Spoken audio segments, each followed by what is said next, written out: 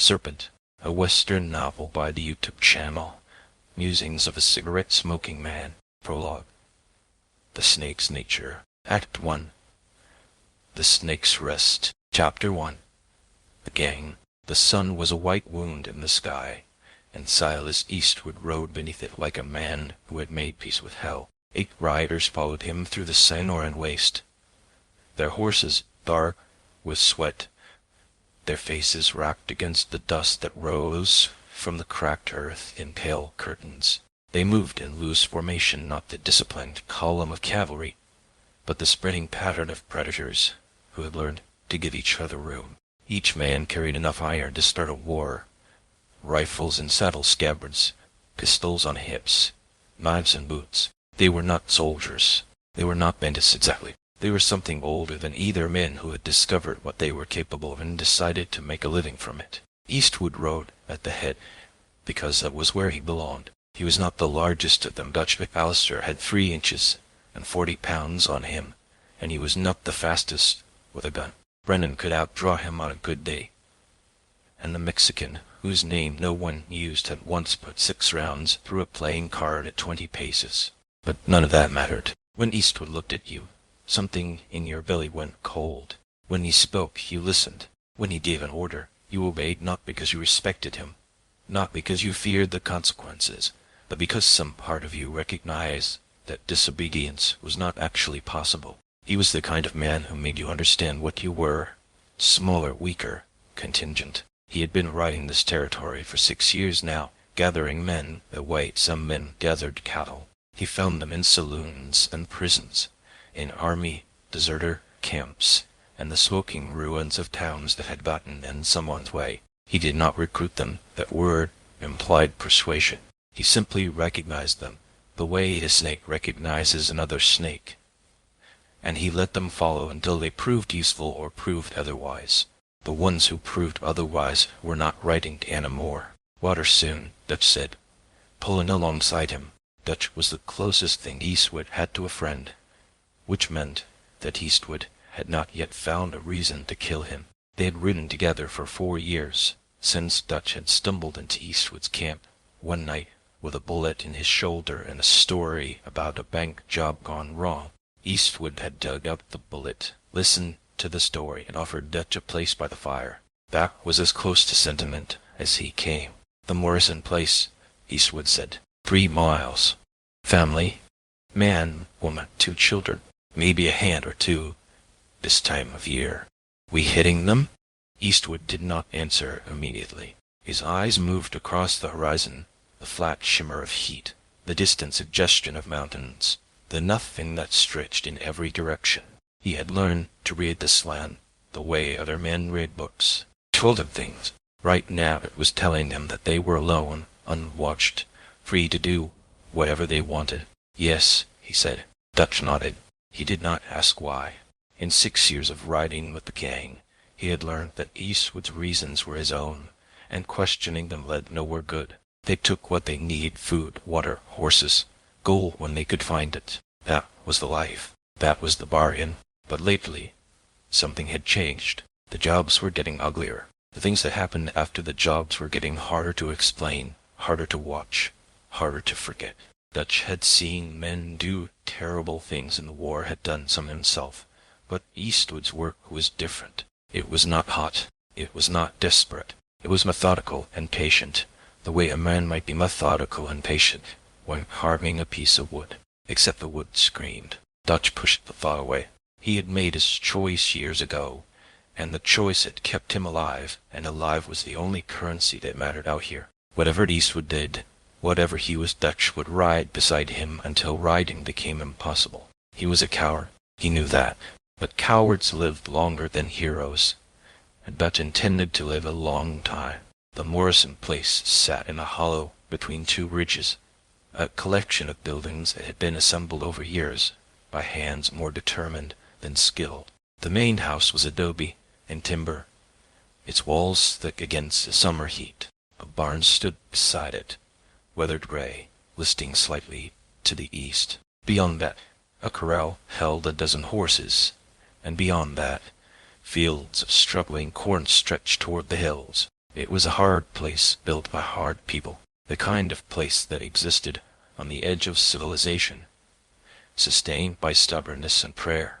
The gang surrounded it at dusk, when the light was dying and the shadows stretched long across the ground. They moved without speaking, each man finding his position by instinct, covering the approaches, blocking the exits. They had done this many times. They knew how it went. Eastwood dismounted and walked toward the house alone. The door opened before he reached it. A man stood there, Morrison himself, probably withered and gray, a shotgun in his hands. His eyes moved past Eastwood to the riders on the ridges, counting them, calculating odds. The math was not good. "We don't want trouble," Morrison said, then put down the gun. The man hesitated. The shotgun trembled in his hands, not from fear, Eastwood thought, but from the effort of not using it. Morrison was the kind of man who had fought for everything he had, who believed that fighting was always the answer. In another life, Eastwood might have respected him. In this life, he was an obstacle. "The gun," Eastwood repeated. Morrison looked at him for a long moment. Whatever he saw in Eastwood's eyes, and men saw many things in those eyes, none of them could make his decision for him. The shotgun lowered. The door opened wider. "Take what you need," Morrison said. "Just don't hurt my family." Eastwood smiled. It was not a pleasant expression. "That," he said, "depends on you." They took everything, the food stores, first preserved meat, flour, beans, the small luxuries that a frontier family accumulated over years of labor, then the valuables. A silver pocket watch that had been Morrison's father's, a gold necklace that had been his wife's mother's, a small box of coins hidden beneath a floorboard that Morrison swore he didn't have until Eastwood started asking questions in ways that Morrison couldn't ignore. The family sat in the center of the main room, clustered together like sheep in a storm. Morrison, his wife, a woman whose name no one asked, 2 children, a boy of perhaps 8, a girl younger still. They did not cry. They had learned already that crying did not help. Dutch supervised the loading of the horses. The others moved through the house with practiced efficiency, taking what had value, ignoring what didn't. It was professional, almost clean. Then Eastwood told everyone to stop. "Outside," he said to the men. "All of you, wait with the horses."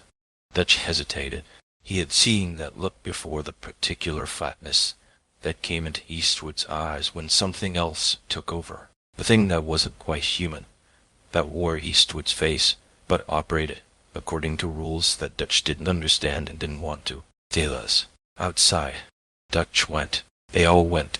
The door closed behind them, and for a moment there was silence, just the wind, and the horses shifting, and the last light of the sun dying on the ridge. Then Morrison started screaming. It went on for a long time. Dutch stood by his horse, not looking at the house, not looking at the other man. He focused on the horizon, on the stars that were beginning to emerge, on anything that wasn't the sounds coming through the adobe walls. The others did the same. They had all heard these sounds before. They knew what they meant. Some of the men, Brennan, the Mexican, a new rider named Cole, who had only been with them a few months, shifted their weight, looked at each other, looked away. Their faces held something that might have been shame, or might have been fear, or might have been both. But none of them moved toward the house. None of them spoke. What could they say? What could they do? Eastwood was Eastwood. The things he did were the things he did. If you rode with him, you accepted that. If you couldn't accept it, you left. Except leaving wasn't really an option either. Dutch had seen what happened to men who tried to leave, had helped bury what was left of them. So they waited. Inside, Morrison stopped screaming. His wife started. When Eastwood finally emerged, the moon had risen a thin crescent, barely enough light to see by. His hands were dark to the wrists. His face was calm, almost peaceful, the way a man looks after satisfying a deep hunger. He walked to his horse and mounted without speaking. The others followed, forming up around him, falling into the pattern they knew. Dutch pulled alongside him as they rode away from the hollow, away from the house, where lamplights still flickered in the windows, away from whatever Eastwood had left behind. "Word gets around, Silas." His voice was careful, neutral, the voice of a man trying to counsel without challenging. Even the Mexicans won't deal with us if... Eastwood turned to look at him, just with no expression, no threat, nothing but those eyes that had seen something most men never saw and had decided to become it. Word gets around, Eastwood repeated. Good. Let it... He spurred his horse forward, and the conversation was over. Dutch fell back into formation. Around him, the other riders exchanged glances quick, furtive, gone before anyone could acknowledge them. There was something in those glances that hadn't been there a year ago. A question that no one was willing to ask aloud. How long do we ride with him? How long until he decides one of us is next? Dutch didn't have an answer. He wasn't sure there was one. All he knew was that the night was dark and the desert was wide, and somewhere behind them, a family was learning what it meant to meet Silas Eastwood. And somewhere ahead, in a future none of them could see, the reckoning was waiting. Chapter 2. The Ambush. They rode north for 3 days, following trails that existed only in Eastwood's memory, crossing land that seemed to go on forever without changing. The sun wherein gave way to higher ground, scrub brush and cactus yielding to pinon and juniper, the air thinning, the nights growing cold. They were moving toward a rendezvous, Eastwood said. A man in Tucson who had gold that needed moving and was willing to pay well for escorts who didn't ask questions. The others accepted this without comment. Eastwood always had a next job, always had a contact, always had a reason to keep moving. It was how the gang operated, not settling, not establishing territory, just flowing through the land, like water, through cracks in rock. You couldn't fight what you couldn't find, and Eastwood made sure they were never found until they wanted to be. But on the 4th morning, the Apache found them anyway. The canyon was narrow and deep, its walls rising on either side, like the ribs of some ancient beast. A stream ran through the bottom, the first reliable water they'd seen in 2 days, and the men had dismounted to fill their canteens, letting the horses drink their fill. The shadows were long, the sun not yet high enough to reach the canyon floor. Dutch was the first to notice the silence.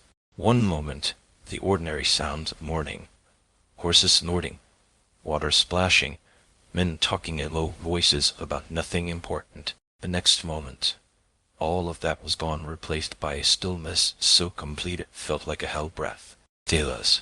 The arrow took Cole through the throat before Dutch could finish the sentence. The young rider went down with a sound that wasn't quite a scream, more of a wet gurgle, his hands clutching at the shaft that had suddenly sprouted from his neck, his eyes wide with the confusion of a man who hadn't understood until this moment that he was going to die.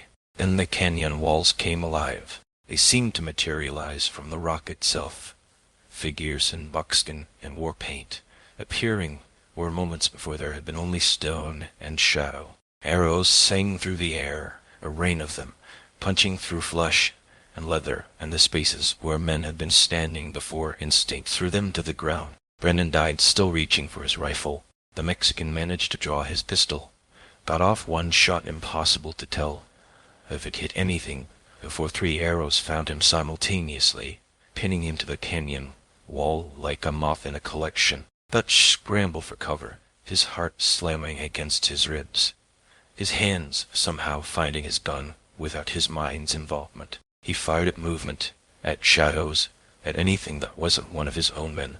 The reports were deafening in the confined space, the smell of gun smoke mixing with the copper stink of blood. Fall back! Someone was shoving Pete Sutter, maybe, or Earl Fosser. Fall back to the horses. But the horses were screaming now, some of them hit by arrows, others simply panicking at the noise and the chaos. The gang's formation had dissolved in seconds, every man for himself, scrambling for cover that didn't exist, firing at enemies who seemed to be everywhere and nowhere.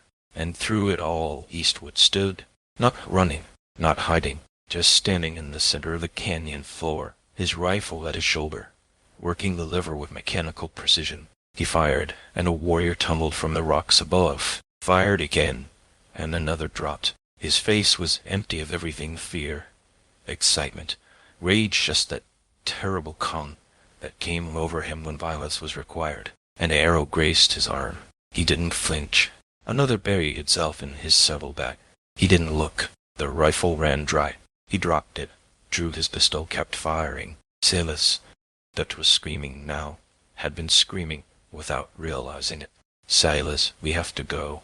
Eastwood didn't answer. The pistol ran dry. He holstered it and drew the knife. The Bowie. It was a beautiful weapon, 12 inches of carbon steel, the edge honed to a razor, the handle worn smooth by years of use. Eastwood had taken it from a man in Texas, under circumstances he never discussed. He had used it many times since, for many purposes. Now he used it for war. The first warrior came down from the rocks, dropping onto Eastwood from above with a war club raised. Eastwood stepped into the attack rather than away from it, a movement that shouldn't have worked, that violated every principle of survival, and the knife found the man's belly before the club could find Eastwood's skull. The warrior folded around the blade, and Eastwood was already moving, already looking for the next. 2 more came, then 3. Dutch watched from behind a boulder, his pistol empty, his hand shaking too badly to reload. He should help. He knew he should help. But what he was seeing, the way East would move through the warriors like a scythe through wheat, the way bodies fell and blood sprayed and the knife kept rising and falling, it wasn't something you helped with. It was something you witnessed and prayed you never saw turned in your direction. 5 dead. 6. 7. Finally, the Apache pulled back. Not a retreat.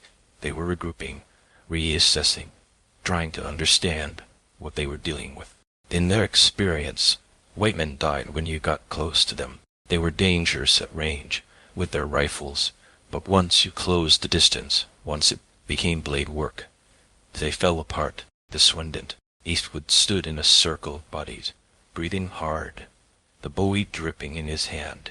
His shirt was torn, his arm bleeding from the earlier graze, but he was alive. Impossibly, absurdly alive. Dutch. His voice carried across the canyon, calm and clear. Get the others out. North. Go. What about you? Eastwood looked at him. For a moment, just a moment, something that might have been affection flickered in his eyes, or might have been amusement. It was hard to tell with Eastwood. Go, he said again. Dutch went. He gathered what was left of the gang: Pete Sutter, Earl Foster, James Wright. 4 men out of 8, running for the horses, running for the northern end of the canyon, running from the sounds of fighting that resumed behind them.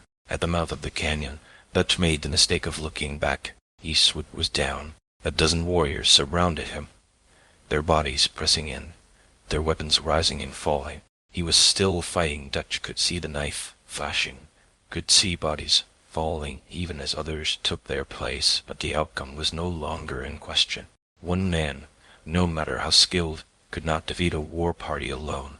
I should go back, Dutch thought. I should help him. He thought about the Morrison place, about the sounds that had come through the adobe walls, about the thing that Eastwood became when the mask came off. I should go back. He spurred his horse and rode north. Behind him, Silas Eastwood disappeared beneath the weight of his enemies, and Dutch McAllister, who had ridden beside a monster for 4 years, finally discovered the limits of his loyalty. Chapter 3. The Bite. They did not kill him. Later, Eastwood would wonder why. The Apache had every reason to finish it. He had killed 7 of their warriors, had fought with a ferocity that should have earned him a death commensurate with the damage he'd inflicted. Instead, they beat him unconscious, bound his hands, and dragged him back to their camp like a prize worth keeping. He woke to firelight and pain. Pain was comprehensive. Ribs cracked, one eye swollen shut. Cuts and bruises layered across his body like a map of violence. But he was alive. His hands were tied to a stake driven into the ground, his legs free, but too damaged to be useful. Around him, the sounds of a camp. Voices speaking in a language he didn't know, horses moving, the crackle of flames. He forced his good eye to focus. The faces around him came into clarity, men and women, young and old, watching him with the curious intensity of people examining something they'd never seen before. Not hatred, not yet, just interest. They want to know what I am, he thought. They want to understand what killed so many of them. A figure approached a man, older than the warriors who had taken him, with gray streaking his hair and authority in his bearing. A leader, maybe the leader. He crouched beside Eastwood and studied him the way a man might study a snake discovered in his bedroll, carefully, without fear, calculating the threat. The leader spoke. The words meant nothing to Eastwood. The tone was clear a question, or perhaps a statement that expected a response. "I don't understand," Eastwood said. "More words, more incomprehension." The leader shook his head slightly, not frustration, just acknowledgment of a barrier that couldn't be crossed. He said something to one of the younger men, who disappeared into the darkness beyond the firelit. Eastwood waited. Pain moved through him in waves, each one cresting and breaking against the shore of his consciousness. He'd been hurt before badly, many times, but never quite like this. Never so completely at someone else's mercy. Dutch ran, he thought. They all ran. He wasn't surprised. He wasn't even angry. It was what he would have done in their position. It was what he had done once, a long time ago, before he became the man that other men ran from. The young warrior returned with an old woman in tow. She moved slowly, her body bent with age, but her eyes were sharp, the eyes of someone who had seen everything and been surprised by none of it. She carried a bundle of herbs and implements, the tools of a healer. She crouched beside Eastwood, examined his wounds with professional detachment, spoke a few words to the leader. He nodded, rose, walked away. The old woman began to work. She cleaned the cuts first, using water and something that stung like fire. Eastwood didn't make a sound, not out of stoicism, but because pain had become distant somehow, a message from a country he'd left a long time ago. His body reported damage. His mind acknowledged the report. The connection between them had grown thin. The old woman noticed. Her hands paused on his ribs, pressing, testing. She looked at his face, at the eye that watched her without flinching, and something changed in her expression. Interest, perhaps, or recognition. She sees what I am, Eastwood thought, or thinks she does. She went back to work. The night deepened around them, the fire burning low, the camp settling into the rhythms of rest. One by one, the watchers drifted away back to their own fires, their own concerns. Even the leader left, eventually, leaving Eastwood alone with the healer and whatever she was doing to his body. He slept, not by choice. Consciousness simply left him, like a guest who had stayed too long. When he woke, it was to daylight in different pain. His leg was on fire, not metaphorically, literally on fire, or so it felt. He looked down and saw the swelling, the discoloration spreading from two small punctures just above his ankle. The wound was familiar, unmistakable. Rattlesnake. The old woman was there, already working, her hands moving with an urgency that hadn't been present the night before. She was cutting into the flesh around the bite, trying to draw out the venom, packing the wound with herbs that smelled like nothing Eastwood could identify. Her face was tight with concentration or concern. Maybe both. Eastwood watched her work. The venom was moving through him. He could feel it, a coldness spreading up from the bite, bringing numbness and something worse than numbness with it. His heart was beginning to labor, each beat requiring more effort than the last. "I'm going to die," he thought. The realization came without fear, without regret. He had killed many men and done worse things to others. He had ridden through the world taking what he wanted and destroying what got in his way. If a snake was what finally brought him down, a snake, of all things, not bullets or blades, but poison delivered in the night while he slept, there was a poetry to it that he could appreciate. The old woman said something. He didn't understand the words, but the meaning was clear. "Stay awake. Fight." Eastwood laughed. It came out as a croak, barely audible, but it was laughter nonetheless. The old woman's hand stopped moving. She looked at him, looked into him, and something passed between them that didn't require a language. "Fair enough," Eastwood said. To her, to the snake, to whatever gods or devils had orchestrated this particular irony. Fair enough.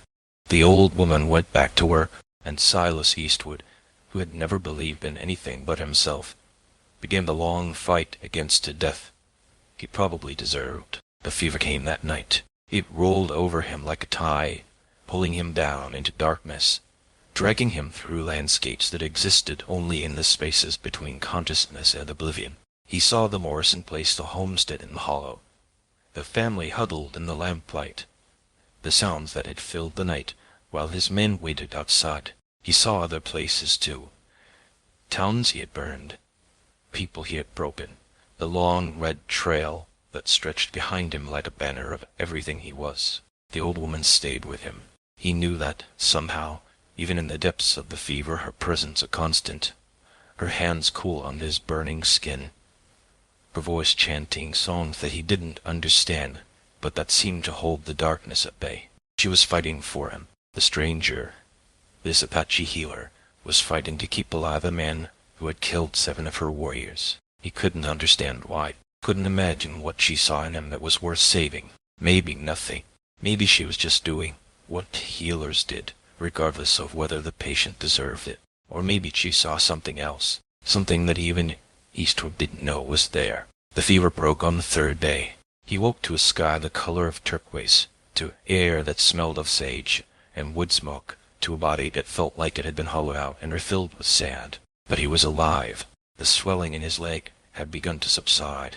The darkness that had been creeping through his veins had retreated. The old woman was there, watching him. When she saw that he was awake, truly awake, not the half-consciousness of the fever, she nodded once, slowly, as if confirming something she had suspected all along. Then she rose, gathered her things, and walked away. Eastwood lay in the dust, staring at the sky, and tried to understand what had just happened. He had been ready to die, had accepted it, even welcomed it.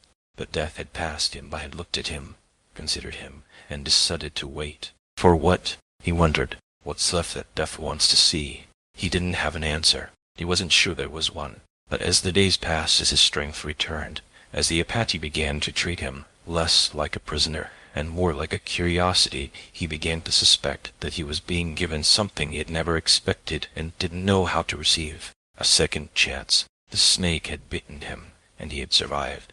The question now was what kind of man would walk away from that bite? The same monster he had always been, or something else entirely? He should have died. The venom should have stopped his heart, flooded his lungs, reduced him to one more body in a desert full of bodies. The Apache knew this. The healer who saved him knew it best of all. She had seen snake bite before, had watched strong men die screaming from poison less severe than what flowed through Eastwood's veins. But he did not die. He lay in the fever for 3 days, fighting something in the darkness that no one else could see, and when he emerged, he was changed. Now transformation is too clean a word for what happened. More like settled. The monster that had driven him for 40 years had been forced to share space with something else. Something patient, something waiting. The Apache took him in. Not as one of them, he would never be that, but as something adjacent. A curiosity. A white man who had killed 7 warriors and then almost died from a snake's bite, who had laughed at death when it came for him, and then fought it off through sheer refusal to surrender. They did not know what he was. Not really. They saw the warrior, the survivor, the man who could endure what would break others. They did not see what he had been before the raids. The cruelty, the methodical destruction of everything he touched. The snake was still there, coiled in the darkness, waiting. But for now, for the years that followed, it rested. And in that rest, something else became possible. End of prologue. Part 1. The Years Among the People. Chapter 4. The Boy Between.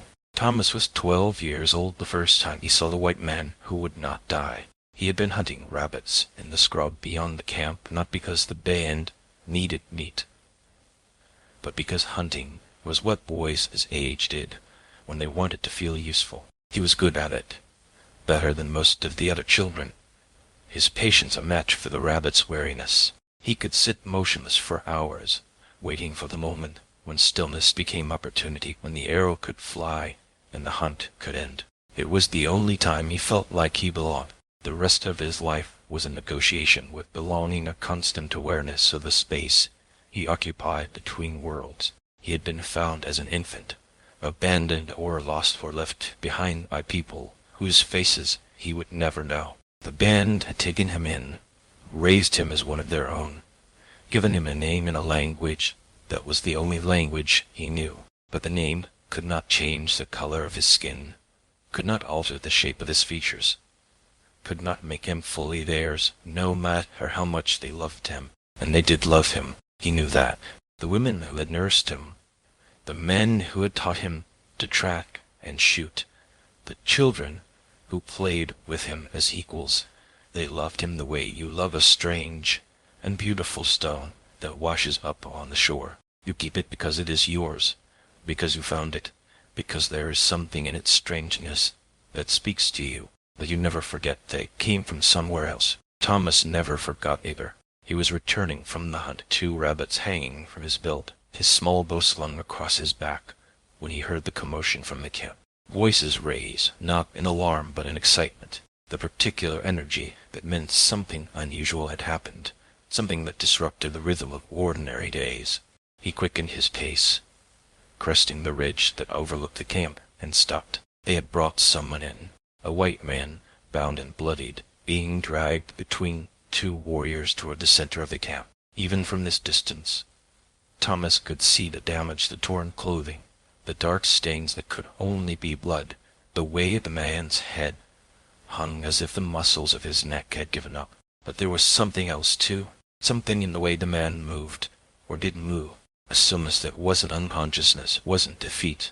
Thomas had seen injured animals before, deer with arrows in their sides, rabbits caught in snares, and they always had a particular quality to their stillness, a resignation, an acceptance of what was coming. This man didn't have that.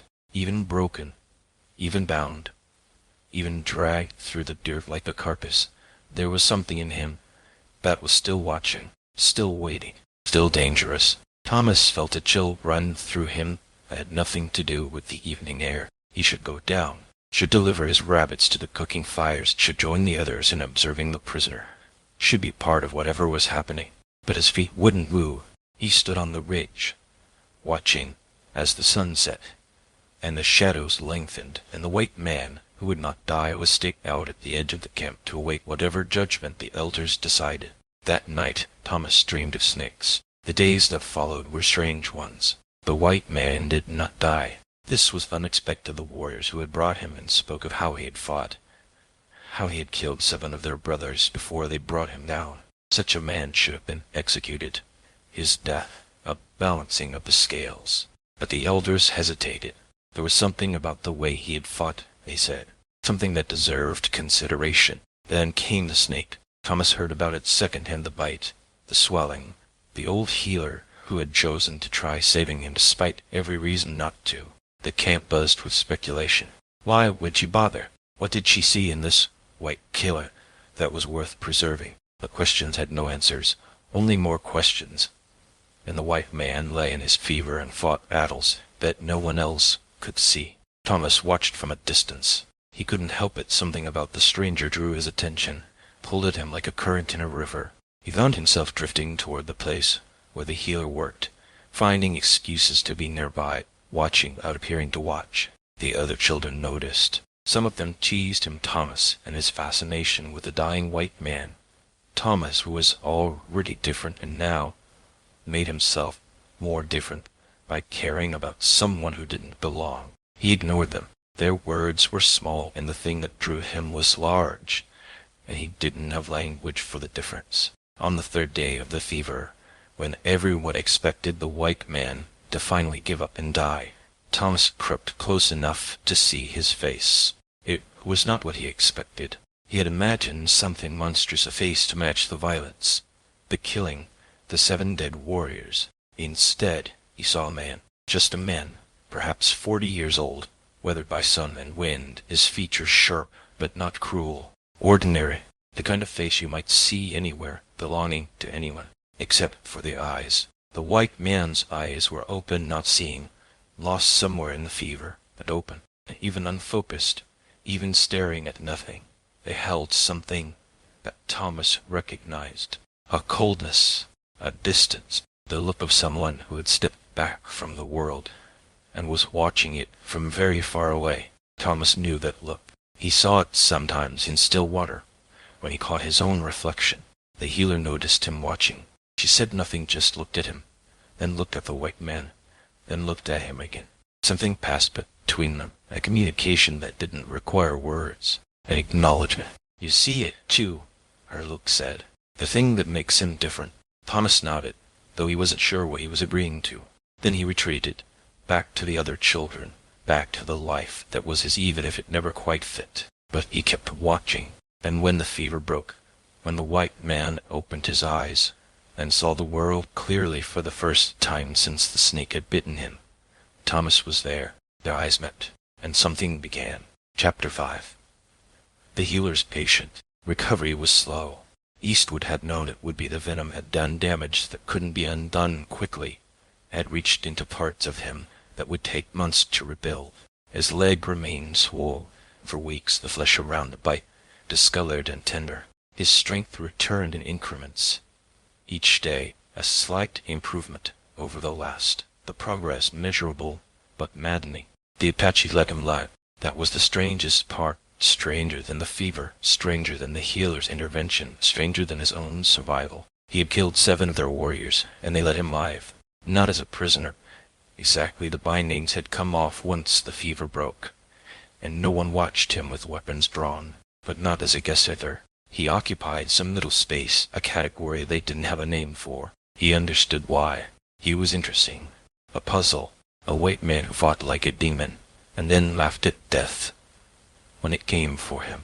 They wanted to see what he would do next. Fair enough, he wanted to see too. The healer, her name was something he couldn't pronounce. Full of sounds his tongue refused to make, came every day. She changed the dressings on his leg, fed him broths and medicines that tasted like the desert had been boiled down and concentrated, spoke to him in a language he was beginning, slowly, to understand. Not the words themselves, those remained opaque, but the rhythms, the intentions, the meanings that lived beneath language. She was testing him. He realized that after the first week, the treatments were real, the medicines effective. But there was something else happening too. She was watching him, studying him, trying to understand what kind of creature she had saved. He let her watch. He had nothing to hide, or rather, everything to hide, but no way to hide it. He was what he was. The things he had done were written on his soul, in ink that couldn't be erased. If she saw them, saw him, it was only a matter of time before the Apache reached the same conclusion that everyone eventually reached, that Silas Eastwood was a monster, and monsters needed to be put down. But the weeks passed, and the execution didn't come. The boy started appearing in the 2nd month. At first, Eastwood didn't pay much attention, just another child, one of the many who drifted around the edges of camp, curious about the stranger in their midst. But this one was different. This one kept coming back. He was young, 12, maybe, though it was hard to tell with children. His skin was lighter than the others, his features not quite matching the faces around him. A half-breed, or something close to it. An orphan, probably, taken in by the band, the way bands sometimes took in strays. The boy watched him with an intensity that should have been unsettling. Most people looked away. When Eastwood caught them staring, some instinct warning them that his attention was not something they wanted. But this boy didn't look away. He met Eastwood's gaze and held it, and in his eyes was something that Eastwood recognized. Coldness, distance, the ability to step back from the world and observe it without being touched. He's like me, Eastwood thought, or he could be. The thought should have meant nothing. He was a prisoner, or a guest, or whatever this was, and the boy was just a child. As soon enough Eastwood would leave this place and never see any of them again. But the thought lodged itself somewhere deep, took root, began to grow. He could be what I am, if someone showed him how. The first conversation happened by accident.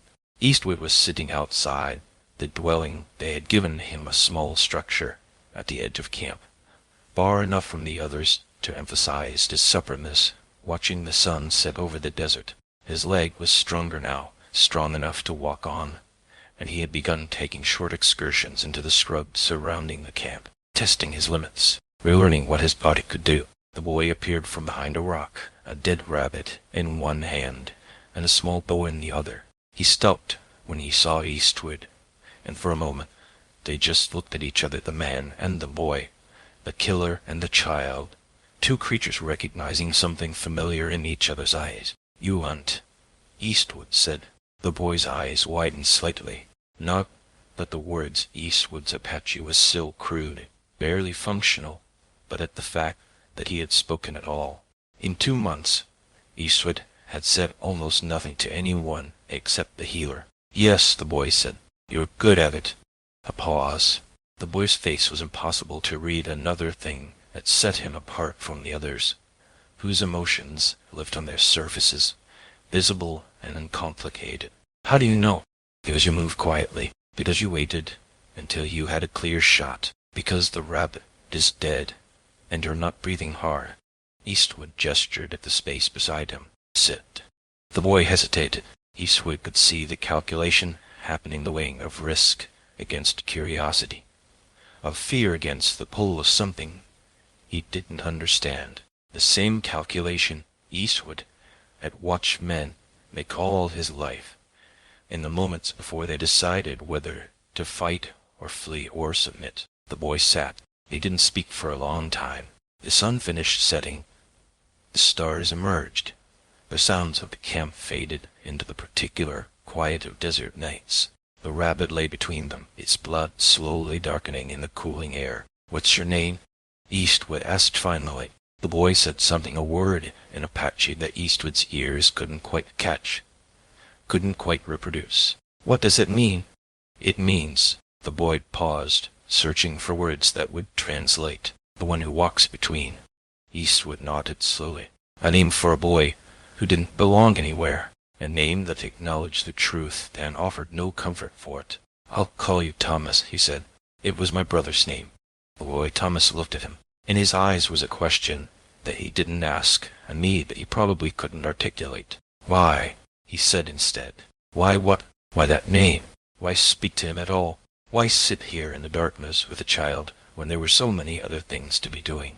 Eastwood didn't answer. He didn't have an answer, or rather, he had too many answers, and none of them were the truth. The truth was that he saw himself in this boy, the coldness, the distance, the space between. The truth was that something in him wanted to cultivate, that to take the raw material and shape it, the way he had shaped the men in his gang, the way he shaped everything he touched. Truth was that the snake was stirring in its rest, recognizing a kindred creature. But he said none of that. He just sat in the darkness with the boy, and let the silence speak for itself. Chapter 6. The learning.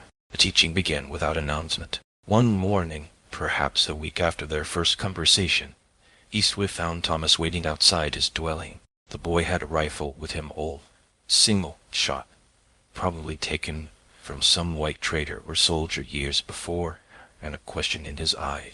"Can you show me?" Eastwood looked at the rifle, then at the boy, then at the horizon, where the sun was just beginning to rise. "Show you what?" "How to use it properly. The men here." Thomas hesitated, choosing his words. "They're hunters, good hunters, but you're something else." "What am I?" Thomas didn't answer, but the answer was there, in the space between them, in the thing that had passed between their eyes that first evening. A killer, a different kind of predator. Eastwood took the rifle, examined it. The action was worn but functional. The barrel still true, not ideal but workable. "Come," he said. They walked into the desert, away from the camp, until the sounds of human activity faded and there was nothing but the land and the sky, and the two of them. Eastwood found a suitable spot, a shallow wash with a bank of sand on one side, a clear line of fire, enough distance to be meaningful. He set up targets, stones balanced on larger stones, arranged at varying distances. Then he handed the rifle to Thomas. "Show me what you know." Thomas loaded the rifle with practiced efficiency. At least someone had taught him that much, and raised it to his shoulder. His form was adequate, his breathing was wrong, and his grip was too tight, and his stance was subtly off in ways that would matter when precision mattered. He fired. The first stone didn't move. "I did. Another shot. This time the stone nearest to them toppled, though Thomas had been aiming at the one behind it. I did. A miss. Another miss. A hit, but on the wrong target. Thomas lowered the rifle, frustration evident in the set of his shoulders. The other boys his age would have spoken, would have complained or made excuses. Thomas said nothing. He just waited. That silence was what Eastwood had been looking for. The rifle is a tool, he said. Nothing more. It does what you tell it to do, exactly what you tell it, nothing else. If you miss, the rifle is not at fault. You are. Thomas nodded. Most men think shooting is about the hands, about steadiness, about aim. They are wrong. Shooting is about the mind, about knowing where the bullet will go before you pull the trigger, about seeing the path between you and the target so clearly that hitting becomes inevitable. He took the rifle from Thomas, raised it to his shoulder without appearing to aim, and fired. Far the stone, 50 yards away, barely visible, exploded into fragments. I didn't aim at that stone, Eastwood said. I became a line between myself and the stone, and then I let the rifle complete the line. The difference is subtle, but the difference is everything. Thomas's eyes were wide, not with awe, or not only with awe, with hunger. Yes, Eastwood thought. That's the look. Show me again, Thomas said. Eastwood showed him. The lessons continued. Day after day, week after week, they walked into the desert, and Eastwood taught Thomas the things he knew.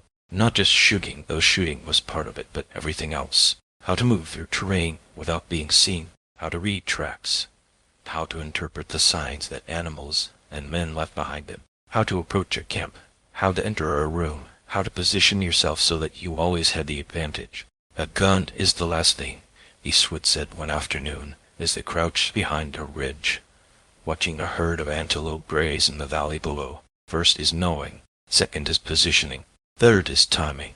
The gun is just the period at the end of the sentence. What does that mean? The period?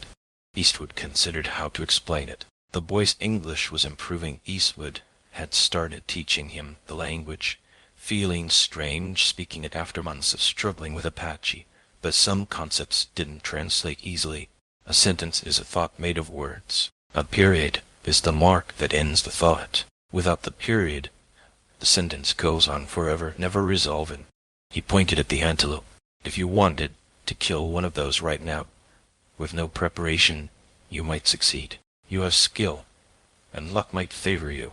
That you might also fail. The antelope might run. You might miss. The outcome would be uncertain. But if you know where they'll be, if you position yourself correctly, if you wait for the right moment, then the kill becomes inevitable. The gun just confirms what was already decided.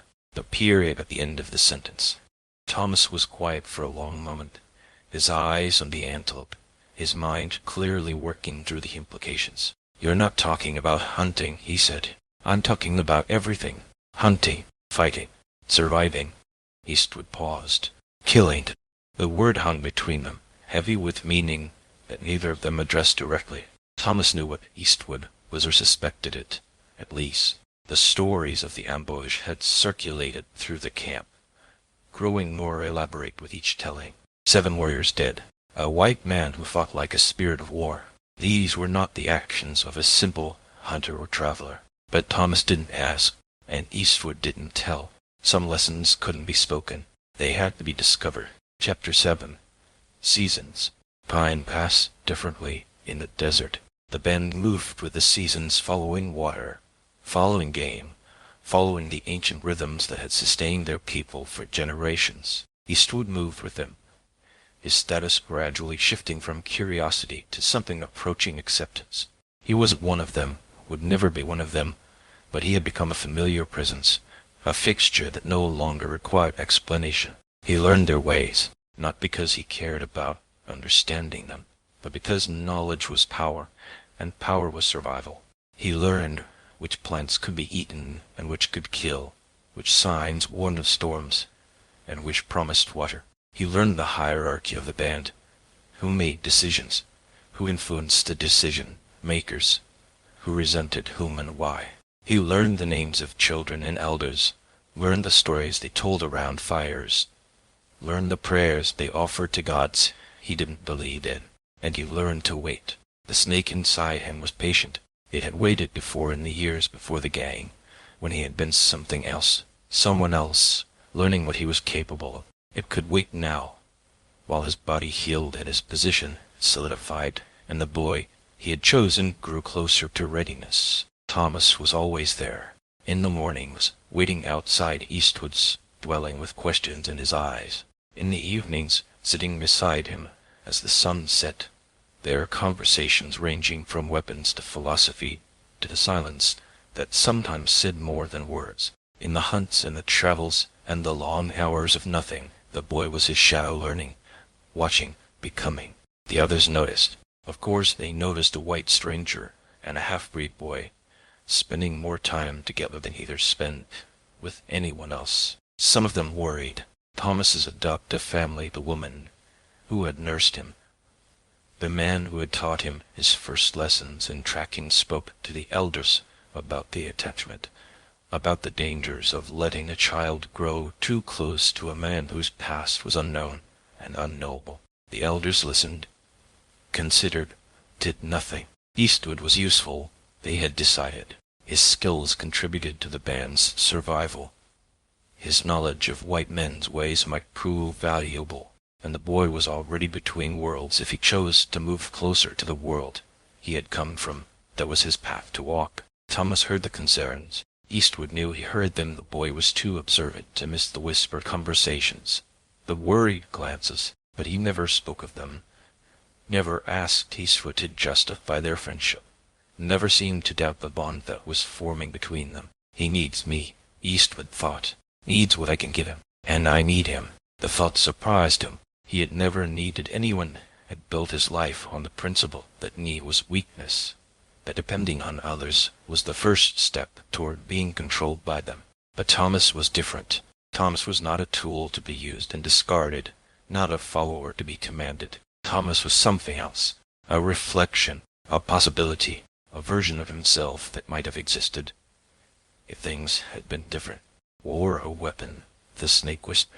The finest weapon of all, one that wields itself. Eastwood pushed the thought away, but he didn't forget it. The hunt changed everything. It was the third winter since Eastwood's arrival, and the band was struggling. The snows had come early and hard, driving the game into hiding, making every hunt a desperate gamble against starvation. The hunters went out in groups, ranging farther and farther from the camp, returning with less and less. Eastwood went with them, not because he was asked, he was never asked, but because he had begun to think of the band's survival as connected to his own. If they starved, he starved. If they were forced to abandon this territory, he would have to find another place to wait out his recovery. And because Thomas went, and where Thomas went, Eastwood found himself following. They were 3 days out from the camp, tracking a small herd of deer through a canyon that the heavy snow had turned into a maze of drifts and ice. Thomas and Eastwood had separated from the main group, following a branch of tracks that seemed fresher than the others. The wind was bitter, cutting through their furs, and the light was beginning to fail. "We should turn back," Thomas said. "The others will be making camp soon." Eastwood didn't respond. He was studying the ground, or rather, the space above the ground, the area where the tracks disappeared into a narrow gap between 2 massive boulders. "There's something in there," he said. "The deer?" "Maybe, or something that's been following the deer." Thomas understood. The canyon was cougar territory. They had seen sign of the big cats throughout the day. A hungry cougar in winter was not something to encounter lightly, but there was also the possibility of meat, of salvation, of returning to camp as heroes rather than failures. "I'll go first," Thomas said. "No." The word was sharper than Eastwood intended. Thomas looked at him, surprise flickering across his face. In 3 years, Eastwood had never spoken to him with anything like that tone. "I'll go first," Eastwood repeated, softer now. "You cover the exit. If something comes out that isn't me, kill it." He didn't wait for acknowledgement. He squeezed through the gap between the boulders, into the narrow space beyond, his knife in one hand and his senses straining for any sign of danger. The space opened into a small chamber, a pocket in the rock, that had been carved by centuries of water and wind. The deer were there 5 of them, huddled against the far wall, their eyes wide with the terror of trapped animals. And between Eastwood and the deer, its yellow eyes catching the last of the fading light, was the cougar. It was larger than any Eastwood had seen, its body gaunt with winter hunger, but still carrying the raw power that made these cats the apex predators of the mountains. It had been stalking the deer, waiting for the right moment to strike. Now it faced a different kind of prey. For a long moment, neither of them moved. The cougar's eyes were fixed on Eastwood, calculating, assessing. Eastwood's eyes were on the cougar, doing the same. I could die here, he thought, ripped apart by a cat in a hole in the ground, 3 days from anywhere. The thought didn't frighten him. Nothing frightened him any more. The snake bite had burned away whatever capacity for fear he might once have had. But he didn't want to die. Not yet. Not before the work was finished. The cougar lunged. The fight was brutal and brief. Eastwood had no time to think, no time to plan, only instinct, honed by decades of violence, taking over where consciousness fell short. He twisted away from the first strike, felt claws rake across his shoulder, felt the hot splash of his own blood. His knife found fur and flesh, opened a gash along the cougar's side. The cat screamed a sound like nothing human, and came at him again. They rolled across the floor of the chamber, a tangle of limbs and claws and teeth.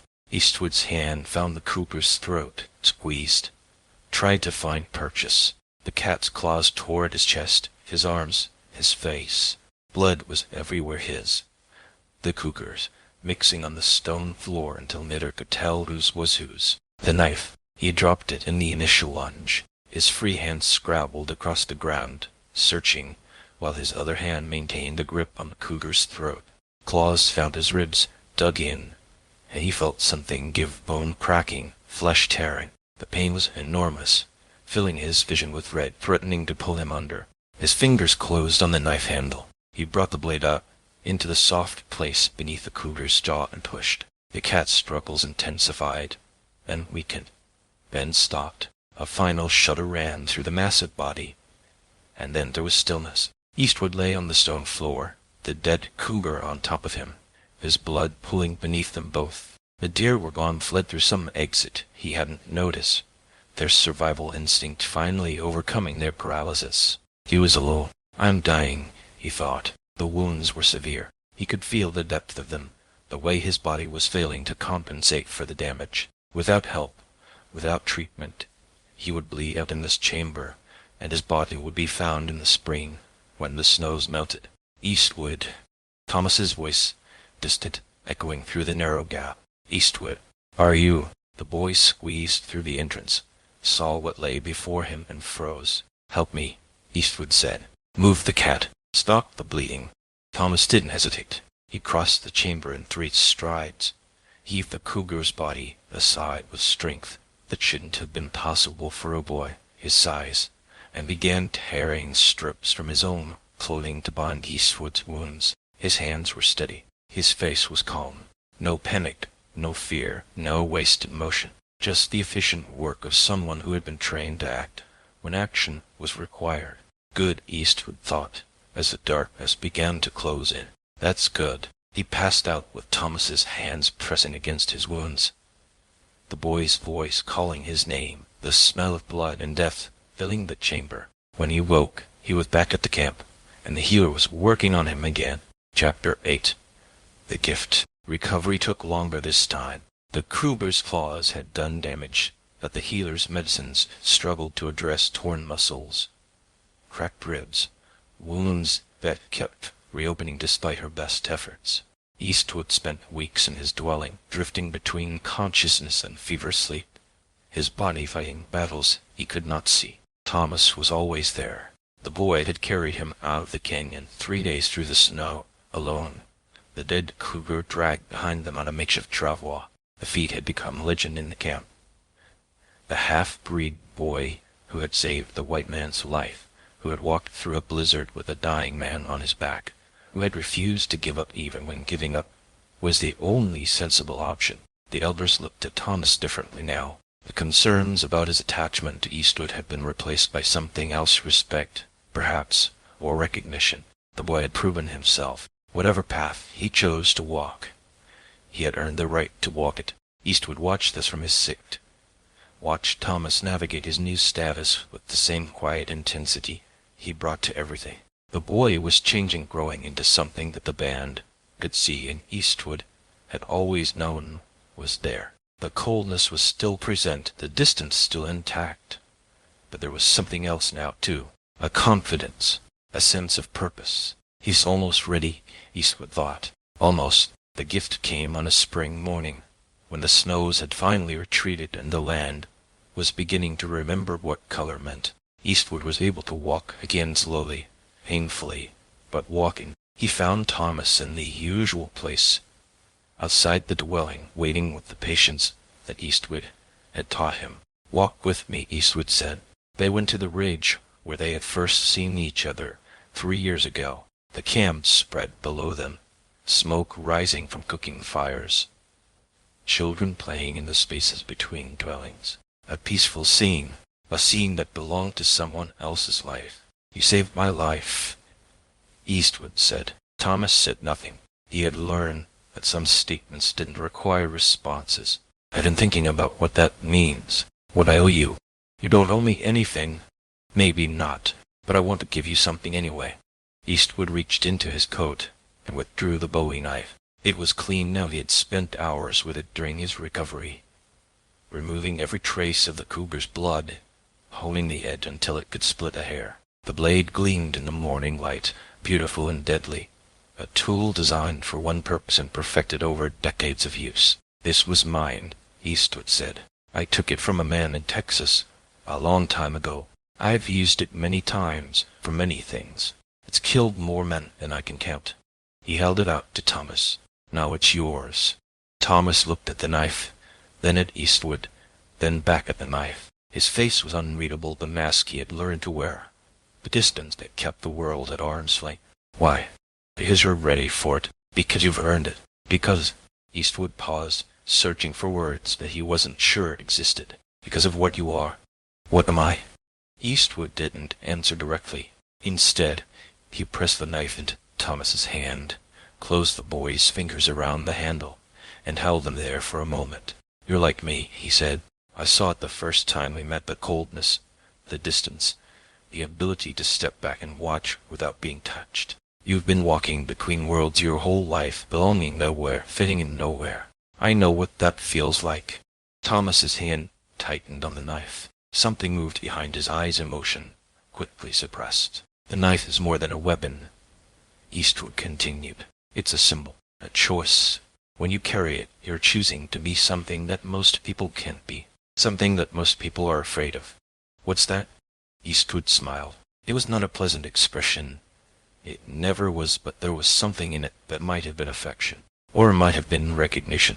"Yourself," he said. "Completely and entirely yourself, without apology, without restraint. The world will try to make you into something else, something smaller, something safer. The knife reminds you that you have the power to refuse." Thomas held the knife up, let the light play across the blade. His reflection looked back at him, distorted by the curve of the steel. "Thank you," he said. The words were inadequate, both of them knew that. But words were inadequate for most things that mattered. What passed between them in that moment was beyond language, beyond the simple transaction of gift and gratitude. It was a bond, a promise, a chain that neither of them fully understood, linking them together across whatever came next. The snake stirred in its rest and was satisfied. Chapter 9. The departure. It came without warning. One morning, a morning like any other, the sun rising over the desert, the camp stirring to life. Eastwood found Thomas and spoke 4 words that changed everything. "We're leaving. Come with me." Thomas looked at him. The boy was 15 now, tall and lean, the softness of childhood burned away by 3 years of training and hardship. The bowie knife hung at his belt, its presence as natural as his own shadow. "Leaving? Where?" "South, into the territories." Eastwood's face was calm, but there was something beneath the calm and energy, a tension, that Thomas had never seen before. They are men I need to find. What men? Men I rode with a long time ago, before the ambush, before the snake. Eastwood's eyes held Thomas's, and in them was something that might have been truth or might have been a test. They left me for dead. Now I'm going to find them. And then I'm going to kill them. The words hung in the air between them, heavy with implication. Thomas had always known what Eastwood was, the stories, the skills, the coldness that matched his own. But knowing and hearing were different things. Hearing made it real. Why do you need me? Because you're ready. Because this is the next part of your education. Because Eastwood paused and something flickered across his face. Something that might have been genuine. Here's not what you with me. Thomas should have refused. He knew it with the heart of himself. It still belonged to the band, to the people who had raised him, to the life he had known before Eastwood appeared. That part was screaming at him to walk away, to stay where he was safe, to let the white man and his vengeance disappear into the desert. But there was another part, the part that Eastwood had cultivated, had fed, had shaped over 3 years of training and conversation, and the slow building of trust. That part wanted to go, wanted to see what came next, wanted to become whatever Eastwood was making him into. When? Thomas asked. Now, today. We ride out at noon. I need to say goodbye. No, Eastwood's voice was firm. No goodbyes. We leave clean, leave quiet. Anything else just makes it harder. Thomas thought about the woman who had nursed him, the men who had taught him his first lessons, the children he had played with and fought with and grown up beside. He thought about the life he would be leaving behind, the only life he had ever known, the only place he had ever belonged. But he also thought about the coldness inside him, the distance that had always set him apart. He thought about the knife at his belt, and the skills in his hands, and the hunger for something more that had been growing since the day he first saw Eastwood dragged into camp. He thought about what Eastwood had said. You like me. Maybe that was true. Maybe that was the only truth that mattered. All right, Thomas said. Noon. They rode out when the sun was highest, casting no shadows. Thomas didn't look back. He wanted one last glimpse of the camp, of the people, of the world. He was leaving, but Eastwood had told him not to, and Thomas was learning to listen to what Eastwood said. The desert opened before them, vast and empty, full of heat and silence. Somewhere out there, men were living their lives, unaware that death was coming for them. Men who had ridden with Eastwood, who had left him for dead, who had probably convinced themselves that the past was past and could not hurt them. They were wrong. Thomas touched the knife at his belt, felt its weight, its promise. He was 15 years old. He was riding into something he didn't fully understand, following a man whose nature he was only beginning to glimpse. But he was also, for the first time in his life, exactly where he wanted to be. The snake had bitten them both now. The venom was in their blood. And whatever came next, whatever horrors waited in the territories, whatever lessons Eastwood had yet to teach, Thomas was ready to receive them. Behind them, the camp of the band shrank to a speck, then disappeared entirely. Ahead of them the hunt began. End of Part 1. The Years Among the People. Part 2. The Hunting Lesson. Chapter 10. The Road South. They rode for 2 weeks before Eastwood spoke of the men they were hunting. The desert gave way to scrubland, the scrubland to hills dotted with juniper and pinon. They crossed rivers that had names Thomas didn't know, passed through territories that belonged to peoples he had never met. The land was vast and indifferent, swallowing them the way it swallowed everything, without interest, without judgment, without memory. Thomas had never been this far from the band. The world he had known was a small world, bounded by the seasonal migrations, by the places where water could be found and game could be hunted. This world was larger and emptier and full of things he didn't understand. Eastwood moved through it like a man returning home. He knew the trails, knew the water sources, knew the towns where a man could buy supplies without attracting attention. He knew which routes to avoid and which to follow, which faces meant danger and which meant opportunity. The desert had been his territory long before the Apache found him, and now he was reclaiming it step by step, mile by mile. Thomas watched and learned. That was what he did now, what he had always done, since the first day Eastwood had taken him into the desert and begun reshaping him. He watched the way East would read the land, the way he approached strangers, the way he held himself in spaces where violence was possible. He filed it all away, adding it to the catalogue of knowledge that was becoming his inheritance. On the 15th day, as they made camp in a shallow wash that offered shelter from the wind, Eastwood finally began to talk. "There were 8 of us," he said, "when the Apache hit us in that canyon. 8 men who had ridden together for years, who knew each other's ways, who had done things together that most men couldn't imagine." Thomas said nothing. He had learned that Eastwood spoke when he wanted to speak, and interrupting only delayed the telling. 4 died in the ambush. The others ran. Eastwood's voice was flat, uninflected, as if he were discussing the weather.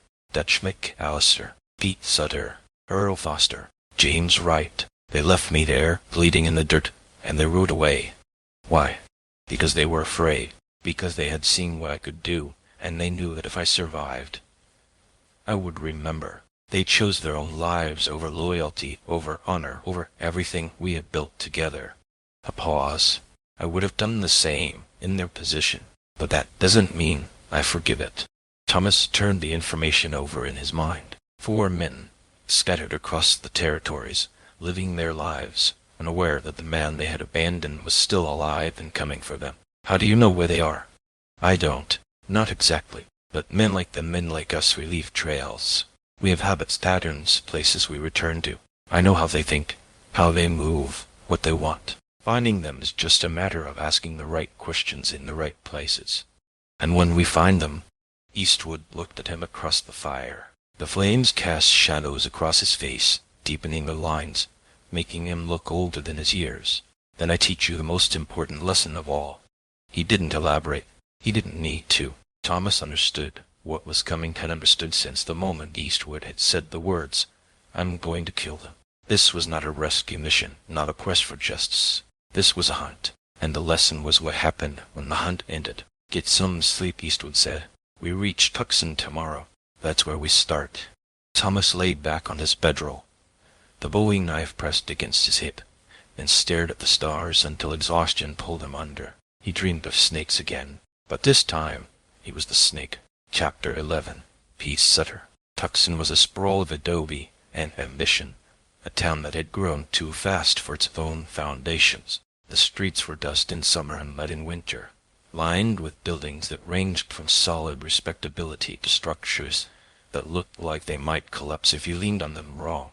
It was a crossroads, always station, a place where people came to start over or to disappear. Eastwood moved through it like he owned it. They stabled their horses at a livery on the edge of town, paid for a week in advance, and walked into the maze of streets without apparent purpose. But Thomas had learned to read Eastwood's movements, to see the intention beneath the casual stroll. They were hunting. The quarry was information. The first saloon yielded nothing. The second, a conversation with a bartender who knew someone who had heard something about a man matching Dutch's description years ago.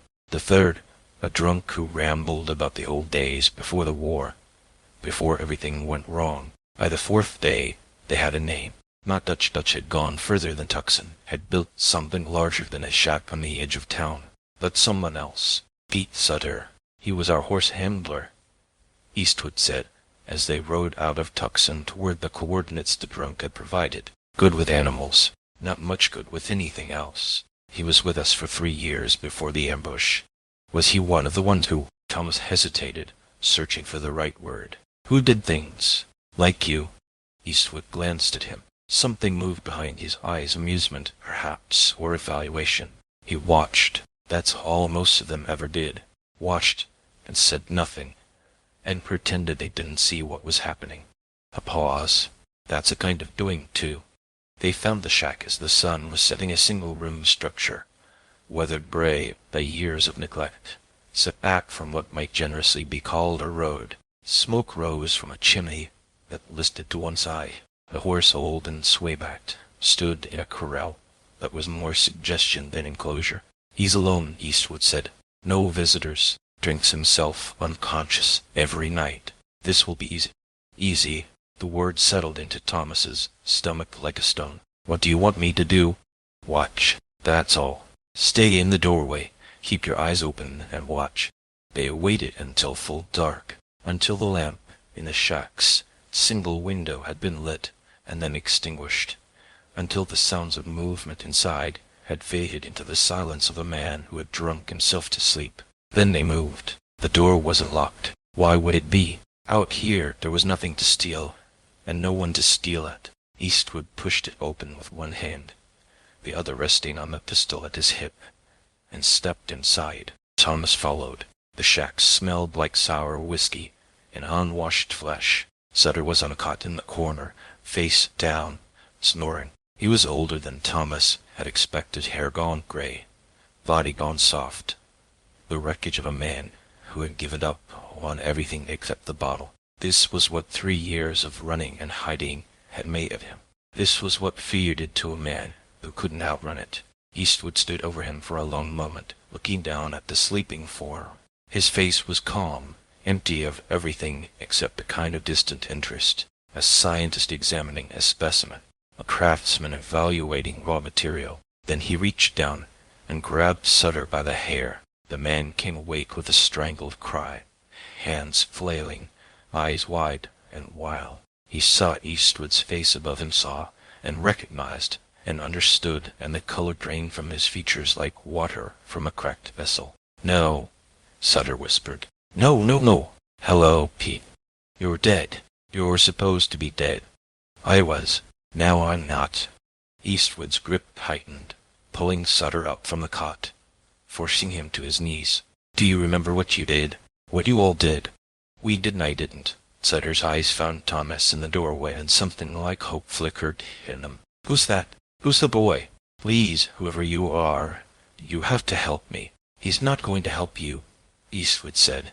"No one is going to help you. There's just you and me and the things I'm going to do to you. Please, Silas, please. I didn't want to leave." "Dutch Mayas. Dutch." The name stopped Sutter's babbling like a slap. "Where is Dutch?" I hadn't seen him in years." "Where is Dutch?" Sutter started talking, fast, desperate, the words tumbling over each other in his haste to give Eastwood what he wanted. "Dutch had gone north," he said. "Nevada. Had gotten into the cattle business, used the gold they'd taken over the years to buy land, buy respectability. Called himself something different now, Mackenzie or MacDonald, something like that.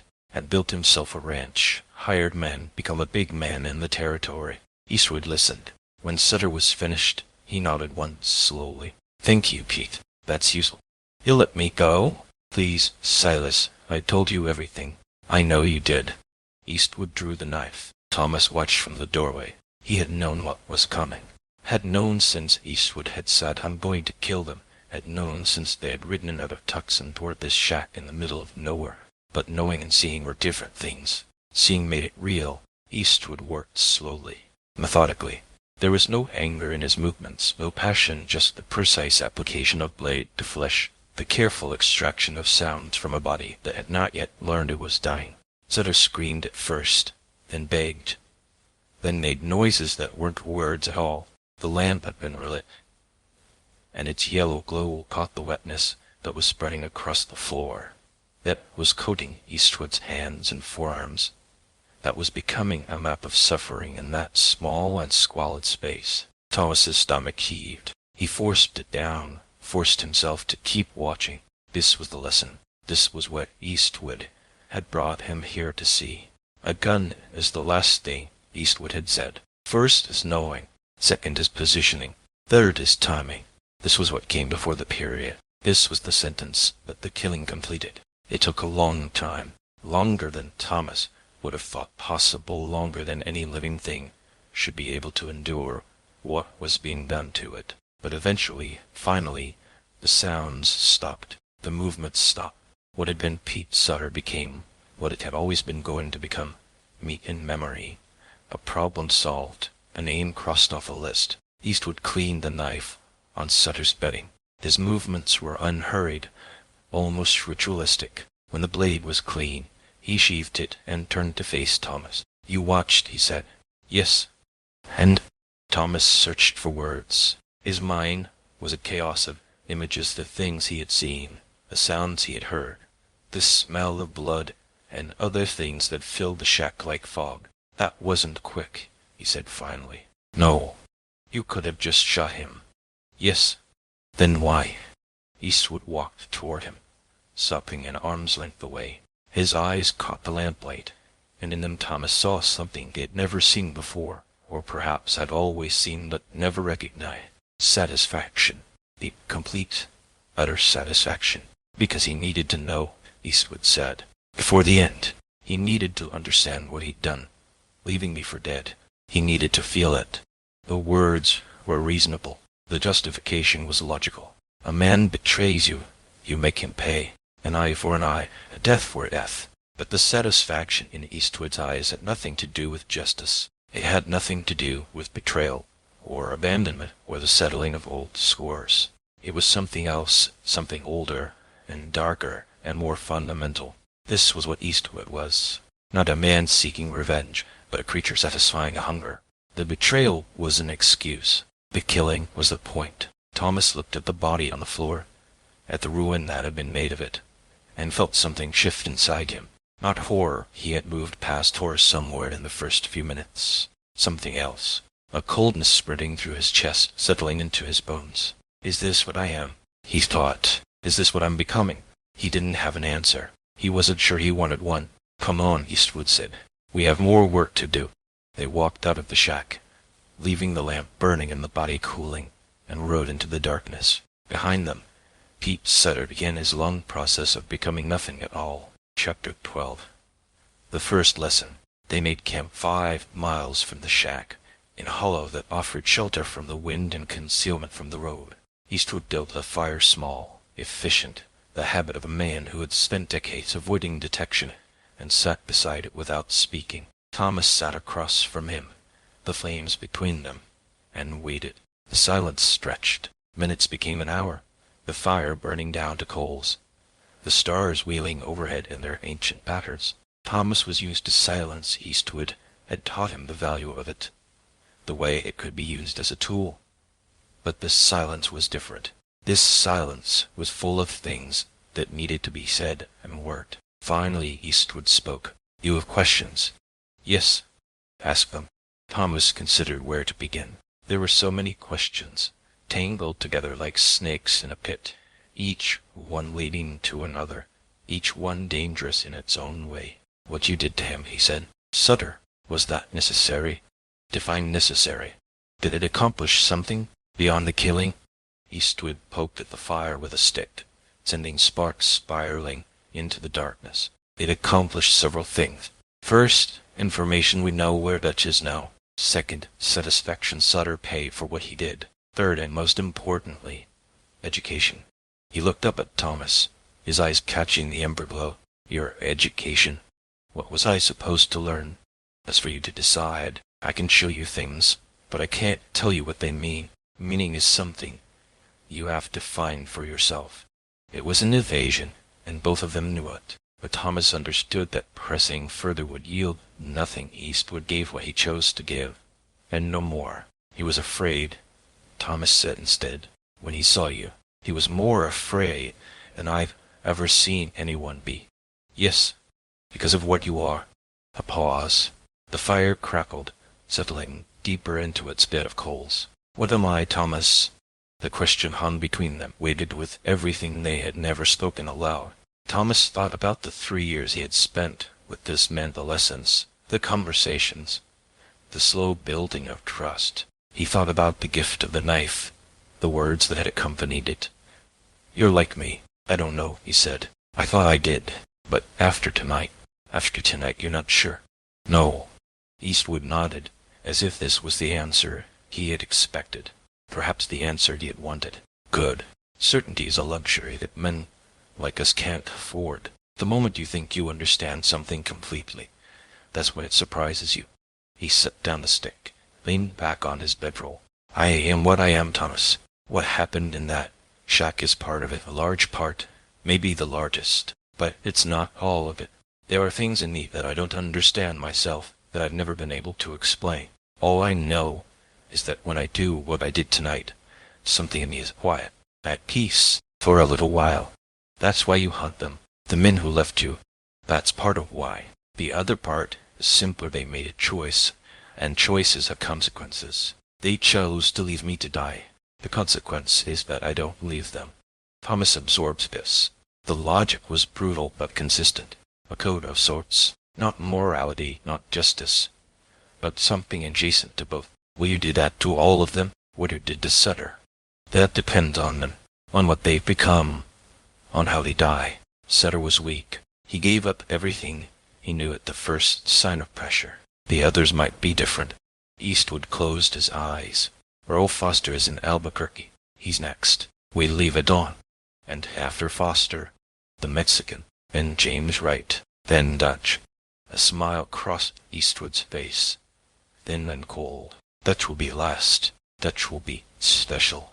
Thomas lay back on his own bedroll, staring at the stars. His mind was full of images: Sutter's face, Sutter's sounds, the systematic destruction of a human being by someone who had seemed, for 3 years, like something close to a father. "You're like me," Eastwood had said. Was that true? Was the coldness Thomas felt the distance that had always set him apart, the same coldness that let Eastwood do what he did without flinching? Or was it something else, something different, something that might lead somewhere other than that shack and that body, and that satisfaction in Eastwood's eyes? He didn't know. He was beginning to suspect that the not knowing was the point. "Eastwood," he said. "Yes, the men were hunting. What did they do? Before the ambush, I mean. What was the gang?" A long pause. When Eastwood spoke, his voice was quiet, almost gentle. "We were what men become when they stop pretending, when they let go of the lies that civilization tells about itself. We took what we wanted and destroyed what got in our way. We were honest in our fashion. Honest about what? About what people are, about what we're capable of, about the darkness that lives in everyone, that most people spend their whole lives denying." Eastwood's eyes remained closed, but his voice carried clearly through the night air. "The gang didn't make me what I am, Thomas. I made the gang. I found broken men and showed them what they could be, what they were allowed to be, when there was no one left to stop them. And now there's just me. And you." He opened his eyes, turned his head to look at Thomas across the dying fire. "And the question of what you'll become."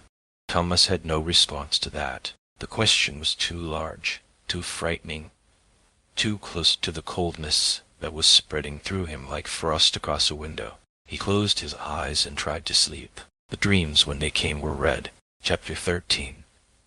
Earl Foster. Albuquerque was larger than Tucson, a proper town, with streets that had names and buildings that had foundations, with churches and banks and all the other trappings of civilization that the frontier was slowly acquiring. It sprawled along the Rio Grande, drawing life from the water the way all desert settlements did. They arrived at midday and stabled their horses at a livery near the edge of town. Eastwood had contacts here, apparently people who owed him favors or feared him, or both. Within hours, they knew where Earl Foster was living. "He works at a stable on the north end," Eastwood said, as they ate a meal at a cantina that catered to travelers. "Takes care of horses for the cavalry garrison. Keeps to himself. Doesn't drink much, doesn't talk much. Trying to be invisible. Is it working?" It was, until now. They watched the stable for 2 days, learning Foster's patterns. He rose before dawn, worked until well after dark, slept in a room above the stable that he rented from the owner. He had no friends, no family, no apparent connections to anyone. A man who had erased himself, who had become nothing more than a functional body that cared for horses, existing only to perform the task. "He's different from Sutter," Thomas observed on the second night, as they watched Foster trudge from the stable to his room, shoulders hunched against the evening chill. "How so?" "Sutter was weak, broken. This one is." Thomas searched for the word. "Disciplined. Like he's punishing himself." Eastwood nodded slowly. "Good eye. Foster was always the careful one. Never took more than his share. Never participated in the worst of what we did. He felt that made him better than the rest of us." "Did it? What do you think?" Thomas thought about it. Foster had ridden with the gang, had watched what happened at the Morrison place, and all the other places like it, had done nothing to stop it, had said nothing against it. His hands might be cleaner than the others, but his presence made him complicit. "No," Thomas said. "Being careful isn't the same as being good." "No, it isn't." The barn fire was Eastwood's idea. "Quick and clean," he explained as they gathered the materials they would need. "Foster likes his horses more than he likes people. When the fire starts, he'll run into the stable to save them. He won't run out. We're going to burn him alive. I'm going to give him a choice. He can save the horses and die with them, or he can save himself and watch them burn. Either way, the fire does the work."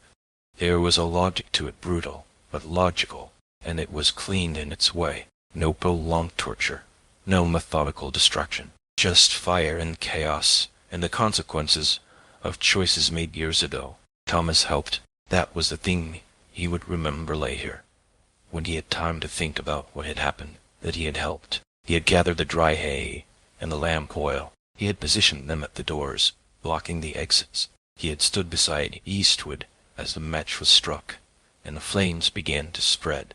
He had participated. The fire caught quickly. Too quickly. The stable was old, the wood dry, and within minutes the whole structure was engulfed. Smoke billowed into the night sky, orange light painting the surrounding buildings in shades of hell. Foster came running from his room, as Eastwood had predicted.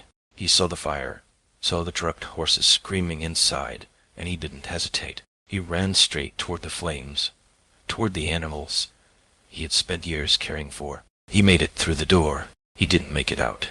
Thomas watched from across the street, Eastwood beside him, eating an apple. The screams of the horses mixed with something else, the human voice, rising and falling, lost in the roar of the fire. People were gathering now, drawn by the commotion, but no one was trying to fight the blaze.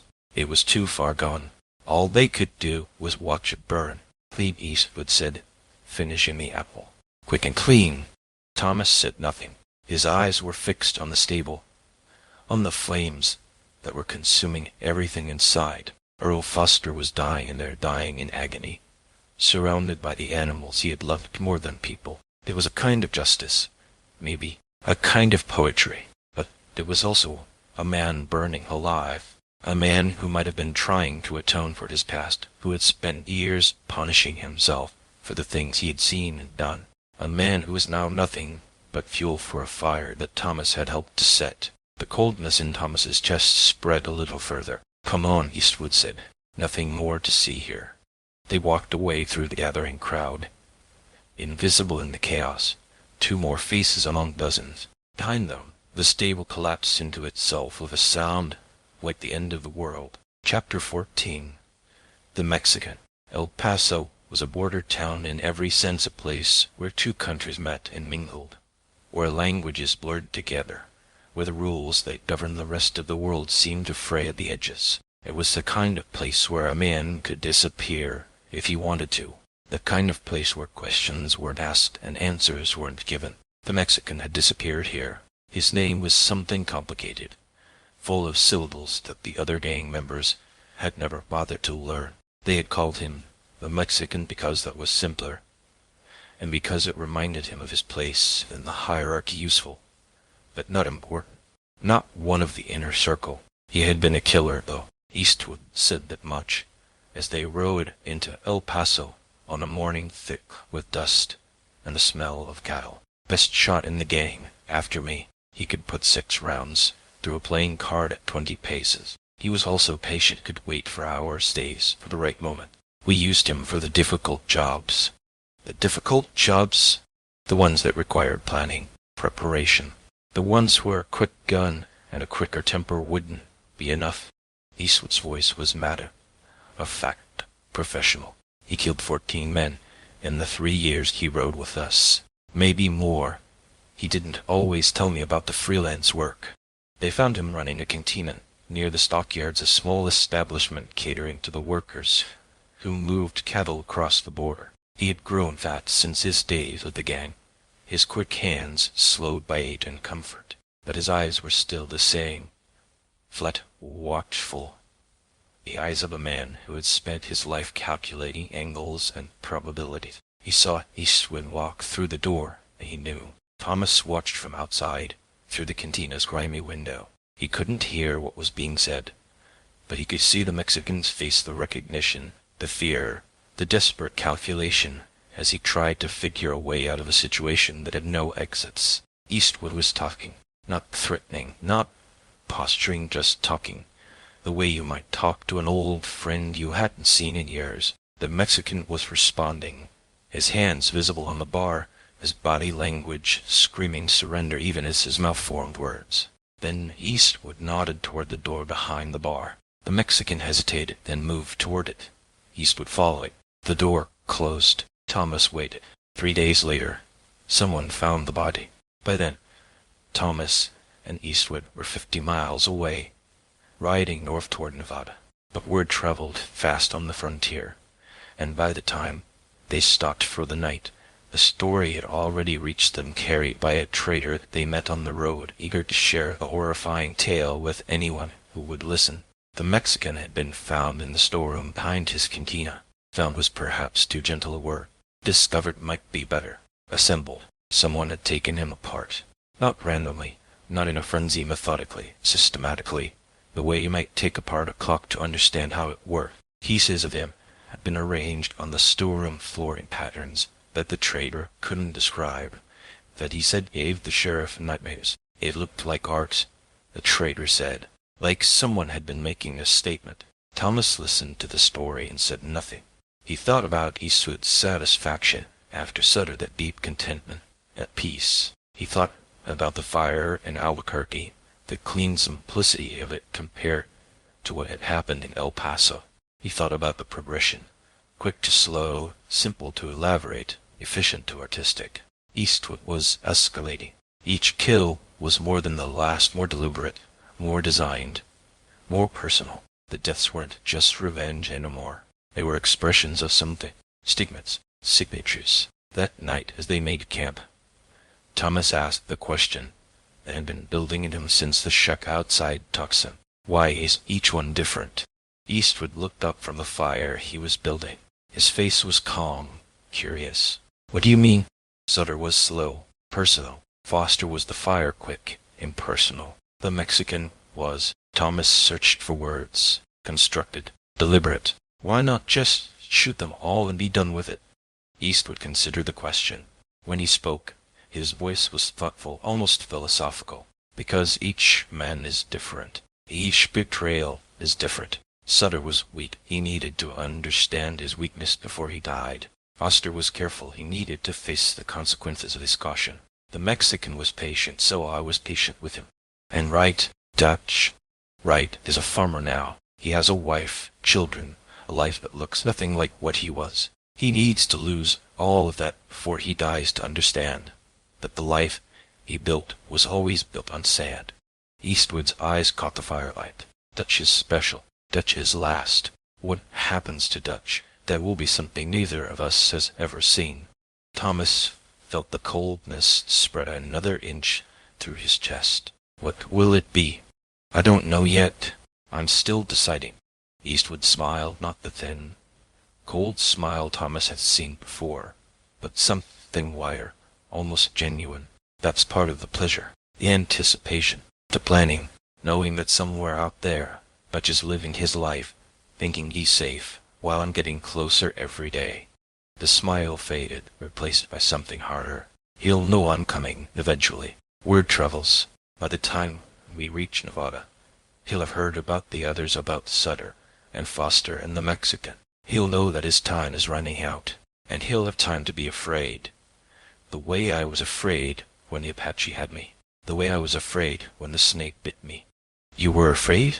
The question slipped out before Thomas could stop it. In 3 years, he had never seen Eastwood show fear, had never seen him show much of anything except that terrible calm and, occasionally, the satisfaction that came after killing. Eastwood looked at him for a long moment. Once he said, "A long time ago, before I understood what I was, before I learned how to use it, I was afraid of dying, of being forgotten, of disappearing into the darkness without leaving any mark on the world."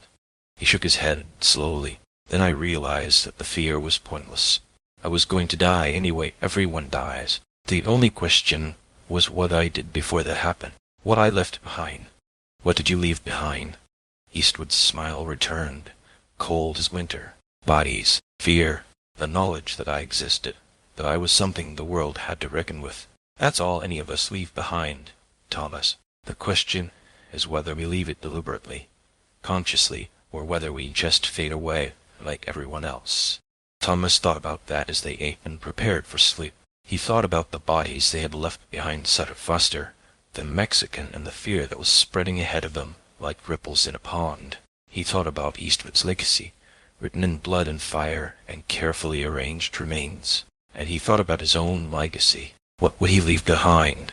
What mark would he make on the world? The coldness in his chest didn't answer, but it was there, waiting, crowing, ready for whatever came next. Chapter 15. Jane's right. The Wright farm was everything the Morrison place had been. A homestead in a hollow, fields stretching toward the hills, smoke rising from a chimney, children playing in a yard. Thomas saw it from the ridge where they had stopped to observe, and something twisted in his stomach. He has a family, he said. Yes. Children. 2. Boy and a girl. And you're going to. He couldn't finish the sentence. The words wouldn't come, choked by something that might have been conscience or might have been fear. Eastwood watched him, his face unreadable. I'm going to do what needs to be done. Wright made his choices years ago. The family he built doesn't erase those choices. It just makes what comes next more complicated. More complicated how? He loves them, the wife, the children. That's obvious even from here. Look at how he moves, how he watches them. They're the most important thing in his life, more important than he ever was when he rode with us. Thomas looked. Wright was in the yard now, lifting his daughter onto his shoulders, laughing at something his son had said. His wife stood in the doorway, watching with a smile on her face. It was a scene of perfect domesticity, perfect peace, perfect vulnerability. What are you going to do? Nothing. Tonight. Eastwood's eyes remained on the farm below. Tonight I'm going to introduce myself. Tomorrow I'm going to visit again. And the day after that, and the day after that, until Wright understands what's happening, until he feels it, the dread, the helplessness, the knowledge that everything he's built is about to be taken away. You're going to torture him. I'm going to teach him, the same way I've been teaching you. Eastwood finally looked away from the farm, meeting Thomas's eyes. Wright thought he could escape what he was, thought he could build a new life, become a new person. He was wrong. You can't escape what you are. You can only hide it for a while, but eventually the past catches up. It always does. They descended from the ridge as the sun set, riding toward the farm at a pace that suggested nothing more than travelers looking for hospitality. Wright saw them coming. Thomas watched his face as recognition dawned, watched the color drain away, watched the desperate hope that he was wrong war with the terrible certainty that he wasn't. Evening, Eastwood said, stopping his horse at the edge of the yard. We're looking for a place to sleep. Saw your smoke from the road. Wright's wife had come out of the house, her children behind her. Her face held nothing but welcome. She didn't know, couldn't know, what stood before her. We don't have much, she said, but you're welcome to the barn. There's fresh hay, and I can bring you supper. That's very kind. Eastwood's voice was warm, friendly, the voice of a man accepting ordinary hospitality from ordinary people. We appreciate it. Thomas watched Wright. The man hadn't moved, hadn't spoken. His eyes were fixed on Eastwood, his body rigid with the effort of not running, not screaming, not doing any of the things that might give him away. Come inside first, the wife continued.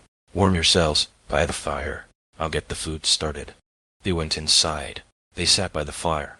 They ate the food that Wright's wife prepared, answered her questions about where they were from and where they were going, played the part of weary travelers grateful for a kind welcome. And all the while Wright sat in the corner, silent, watching Eastwood with the eyes of a man watching his own death approach.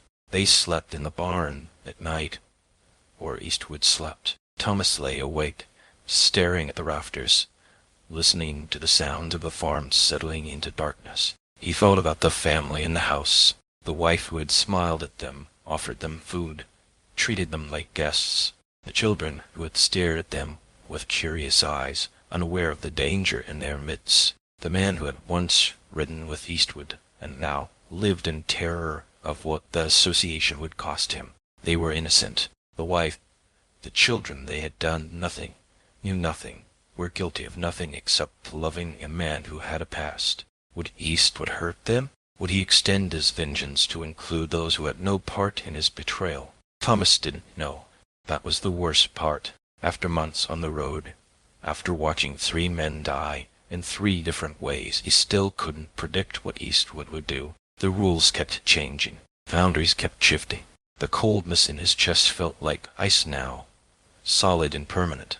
Eastwood visited the farm for 3 days. Each morning he would ride up to the house, smile at the wife, play with the children. He would talk to Wright about crops and weather and the price of cattle, ordinary conversation, conducted in an ordinary tone. He would stay for lunch, sometimes for dinner. He would leave with thanks and promises to return, and each time Wright's terror grew.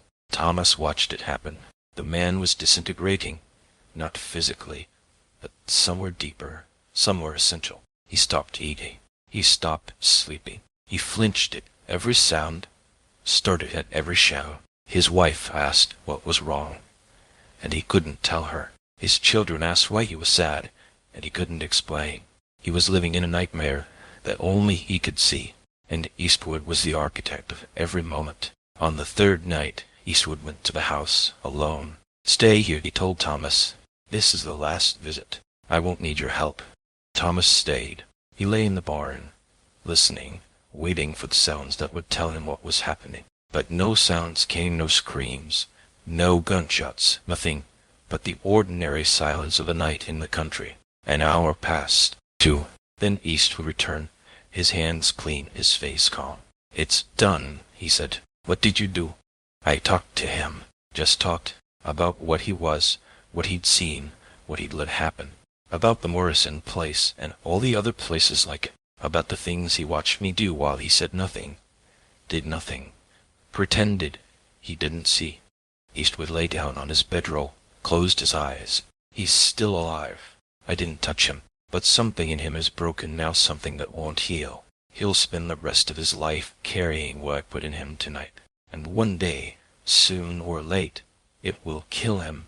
That's it. You just talk to him. That's it. Sometimes the worst thing you can do to a man is make him see himself clearly." Eastwood's voice was fading into sleep. "We leave at dawn. Dutch is waiting." Thomas lay awake long after Eastwood's breathing had steadied into the rhythm of sleep. He thought about Wright, alone in his farmhouse, surrounded by a family he loved, carrying a poison that would destroy everything he had built. No blood, no fire, no carefully arranged remains. Just words, just truth. In some ways, it was the cruelest thing Eastwood had done. Chapter 16. The Question. They rode north for a week, through territory that grew greener as they left the desert behind. The mountains rose around them, their peaks still capped with snow despite the warming weather. Spring was coming, and with it the final confrontation.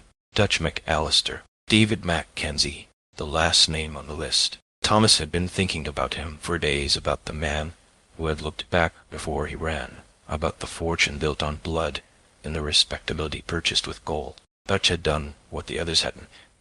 He had transformed himself, had become someone new, someone legitimate, someone with the money and power to protect himself from his past. Would it be enough? Thomas knew the answer. Nothing would be enough. Eastwood had been planning this for 3 years, had been dreaming of it while he healed among the Apache, while he trained Thomas in the ways of violence. Dutch was not just a name on a list. He was the culmination, the masterpiece. On the 7th day, as they made camp in a meadow that offered a view of the territory ahead, Thomas finally asked the question. What did they do? Eastwood looked up from the fire he was building. Who? The gang. Before the ambush. What did you do that made you like this? It was the question he had been circling for months. The question that underlay all the other questions. He had seen what Eastwood was capable of, had watched him destroy 4 men in 4 different ways. but he still didn't understand why. What had made Eastwood into this creature of cold and methodical violence? What had the gang been before the Apache scattered them? Eastwood was silent for a long moment. When he spoke, his voice was quiet, almost introspective. The gang didn't make me anything. I made the gang. What does that mean? It means that what you've been seeing, the planning, the patience, the satisfaction, that was always there. That was me, before there was ever a gang. I found broken men and gave them permission to be what they wanted to be. I showed them that the rules everyone follows are just agreements, just stories we tell ourselves to keep the chaos at bay. And when you stop believing in the stories, he trailed off, poking at the fire. What happens when you stop believing? You become free. Free to take what you want. Do what you want. Be what you want. The gang was a collection of free men, Thomas. We didn't follow the laws, because laws are just words, and words don't mean anything unless someone enforces them. Out here, on the frontier, there was no one to enforce anything, so we made our own rules. And the people you hurt, the Morrison place. Eastwood's eyes met his, and in them Thomas saw something he hadn't seen before. Not satisfaction, not coldness, but something almost like curiosity. They were part of the game. The rules said they were protected by law, by civilization, by God. But they weren't. Not really. We proved that, over and over again. We showed them what the world really is, beneath the stories and the pretense. What is it? Chaos, violence, the strong taking from the weak, the quick surviving and the slow dying. That's all there's ever been, Thomas. Everything else is just decoration. Thomas sat with that. The fire crackled between them, sending sparks into the darkening sky.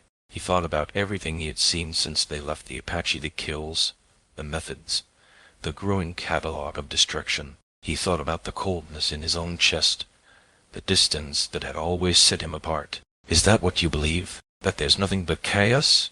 That's what I know. That's what experience has taught me, over and over again. People want to believe in meaning, in purpose, in some grand design that makes sense of everything. But there is no design. There's just survival. And the ones who survive are the ones who understand that.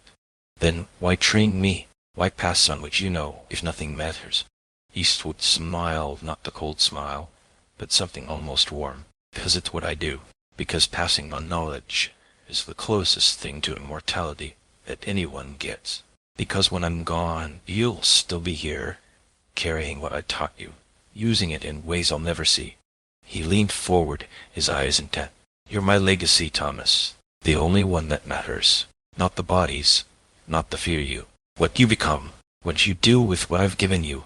Thomas felt the weight of those words settling onto his shoulders. The inheritance, the burden, the thing that was being passed from one generation to the next, like a disease or a blessing or something in between.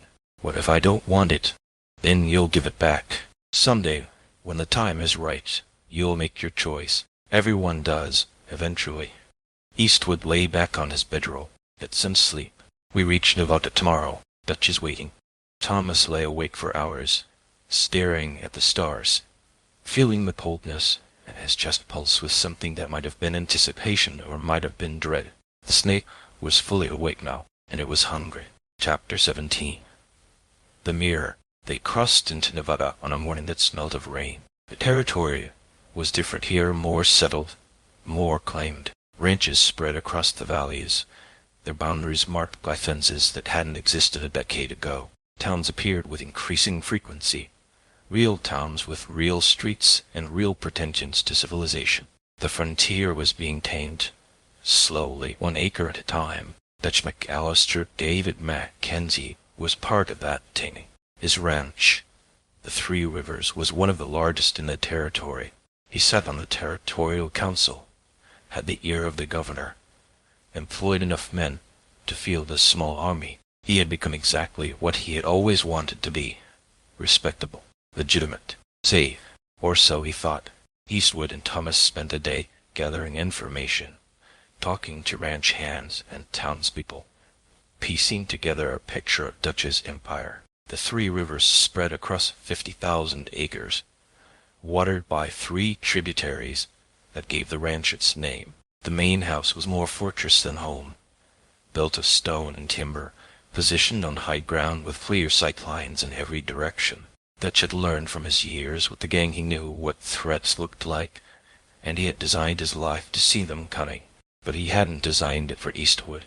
He's scared, Thomas observed, as they watched the ranch from a ridge several miles away. Look at the way the buildings are positioned. The men patrolling. He's expecting something. He's been expecting something for 3 years. Ever since he ran from that canyon. He knew I might survive. He knew, if I did, I would come for him eventually. Eastwood's voice held something like admiration. He's done well, considering. Built himself a fortress, surrounded himself with guns. Most men in his position would feel safe. But he doesn't. No, he knows what I am. He knows that walls and guns won't stop me, they'll just slow me down. Eastwood smiled his cold smile. That's why this will take time. Longer than the others. I want him to feel safe eventually. Want him to start believing that maybe, just maybe, I'm not coming. And then you take it all away. Then I take it all away. Thomas looked at the ranch below, at the life Dutch had built, the empire he had assembled, the illusion of security he had constructed around himself. It was impressive in its way, a monument to determination and fear, and it was all going to burn.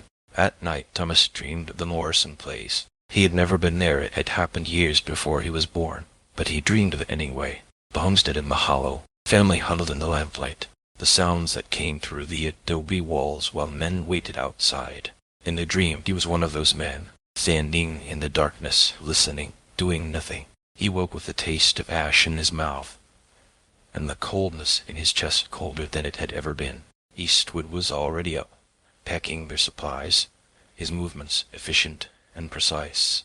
Bad dreams. Yes, they'll get worse before they get better. That's how it works. Eastwood didn't look up from his work. The things you see, the things you do, they stay with you. You can't escape them. You can only learn to live with them. How do you live with what you've done? Now, Eastwood looked at him. His eyes were flat, unreadable, the eyes of something that wasn't quite human anymore. I don't live with it. I am it. There's no separation, Thomas. The things I've done aren't memories or burdens. They're me. Every body, every scream, every moment of fear and pain and ending. They're all part of what I am. And that doesn't bother you? Why would it? A wolf doesn't feel guilty about eating sheep. A storm doesn't apologize for the damage it causes. I am what I am. The only question is whether you can accept being what you are. Thomas thought about that as they broke camp and rode toward the 3 rivers. He thought about the coldness in his chest, the distance that had always set him apart. He thought about the men they had killed, Sutter, Foster, the Mexican, Wright, and the methods they had used. Thought about what he had become. "You're like me," Eastwood had said. Was that true? Was the coldness Thomas felt the same as the void that lived behind Eastwood's eyes? Or was it something different, something that might lead somewhere other than this road of blood and vengeance? He didn't know. He was beginning to suspect that not knowing was its own kind of answer. Chapter 18. The last name. They watched the 3 Rivers Ranch for 2 weeks, learning its rhythms, mapping its defenses, counting its men. Dutch Mackenzie had 30 hands working the cattle, plus another 10 who wore their guns like they knew how to use them. Armed guards, essentially, paid to keep the past from catching up with their employer. They patrolled the boundaries, manned the watchtowers, kept their eyes on the horizon. They never sought Eastwood. He moved through the territory like smoke, appearing and disappearing without pattern, gathering information without leaving traces. He spoke to workers in town, to travelers on the road, to anyone who might know something useful about Dutch's operation. He built a picture, piece by piece, of the fortress and the man who hid behind it, and Thomas watched him work. It was educational in its way. The patience, the precision, the absolute commitment to the task at hand. Eastwood was hunting in the truest sense, not just killing, but tracking, studying, understanding his prey before the final confrontation. Everything Thomas had learned over 3 years came together in this final lesson. He's hired more men. Eastwood observed one evening as they made camp at a canyon several miles from the ranch. 12 new faces in the last week. He knows we're close. How? Word travels. By now he's heard about the others, about Sutter and Foster and the Mexican and Wright. He knows the pattern. He knows he's last. Eastwood's smile was thin. Good. Let him be afraid. Let him spend every night wondering when I'll come, every day looking over his shoulder. The fear is part of it. Part of what? Part of the justice. He let me lie in that canyon for hours, bleeding, waiting for the Apache to finish me. He looked back and then he ran. He's been running ever since, building this ranch, this life, trying to put distance between himself and what he did. Eastwood's eyes found Thomas's, and in them was something vast and cold. Now the distance is gone, and he's going to understand what it feels like to watch everything you've built crumble around you. Thomas nodded. He understood the logic, understood the symmetry that Eastwood was constructing. Dutch had abandoned him. Now Dutch would be abandoned by his men, his security, his illusion of safety. But he also saw something else, something that the others hadn't been, not Sutter with his weakness, not Foster with his caution, not the Mexican with his patience, not Wright with his family. He's going to fight, Thomas said. Eastwood raised an eyebrow. What makes you think that? The way he's prepared. The men, the defenses, the position. He's not just hiding, he's getting ready. He knows you're coming, and he's decided to meet you. That's what I'm counting on. Eastwood's smile widened. Dutch was always the best of them, after me. The smartest, the most capable. If he'd had more ambition, more hunger, he might have been what I am. But he didn't. He was always content to follow, to take orders, to let someone else make the hard decisions. And now he doesn't have a choice. He's going to fight. And he's going to lose. And in that losing, he's going to understand something that he's never understood before. Eastwood lay back, closing his eyes. He's going to understand that there was never any escape. That from the moment he rode away from that canyon, this was always how it was going to end. Thomas sat by the fire, watching the embers glow and fade. The night was quiet around them, full of stars and silence. Dutch McAllister was waiting in his fortress, surrounded by his men and his money and his fear. He had 30 guns between him and his past. It wouldn't be enough. Nothing would be enough. The final lesson was about to begin. End of Part 2. The Hunting Lesson, Part 3. The Inheritance, Chapter 19. The Fortress. The Three Rivers Ranch sprawled across the valley like a kingdom. From their vantage point on the eastern ridge, Thomas could see the full extent of Dutch's empire. The main house solid and imposing on its hill. The bunkhouses where the hands slept. The barns and stables and outbuildings that supported a working cattle operation. The corrals where horses milled in the morning light. Beyond the buildings, the land itself, 50,000 acres of grass and water, carved into sections by the three rivers that gave the ranch its name. It was impressive. More than impressive, it was a monument to what a man could build when he had enough money and enough fear. He's done well, Eastwood observed, lying beside Thomas in the scrub that concealed their position. Better than I expected. When we rode together, Dutch was always talking about going legitimate. I never thought he'd actually do it. He had motivation. Yes, running from me is excellent motivation. Eastwood's voice held something that might have been admiration. Look at the positioning. The main house is on the highest ground, with clear sight lines in every direction. The bunkhouses are arranged so that any approach has to pass by at least two of them. The corrals are positioned to block the easiest route to the house. Thomas studied the layout, seeing what Eastwood saw. The ranch wasn't just a working operation, it was a defensive position, designed by someone who understood violence and had planned accordingly. The guards, 10 that we've counted, they rotate in pairs, 4-hour shifts, 2 on the north approach, 2 on the south, 2 on the east road, 2 roaming. The other 2 sleep, presumably. That's a lot of firepower. It is more than he needs for cattle rustlers or ordinary trouble. He built this place to stop me. Eastwood's smile was thin. He built it well. He made a mistake. What mistake? He assumed I would come directly, fast and loud, the way I used to operate. He designed his defenses against the man I was, not the man I'd become. Eastwood rose to a crouch, keeping below the ridgeline. "We're not going to attack the fortress, Thomas. We're going to dismantle it, piece by piece, man by man, until there's nothing left between Dutch and what's coming for him." They spent another week watching. Every patrol route was mapped. Every guard's habits were catalogued. The supply wagons that came from town, the schedule of their deliveries, the roads they traveled, all of it went into the picture that Eastwood was building. Thomas watched him work and felt something like awe. This was Eastwood at his most focused, his most patient, his most dangerous. The kills before Sutter, Foster, the Mexican, Wright had been personal, driven by emotion, even when the methods were cold. This was different. This was strategy. This was war.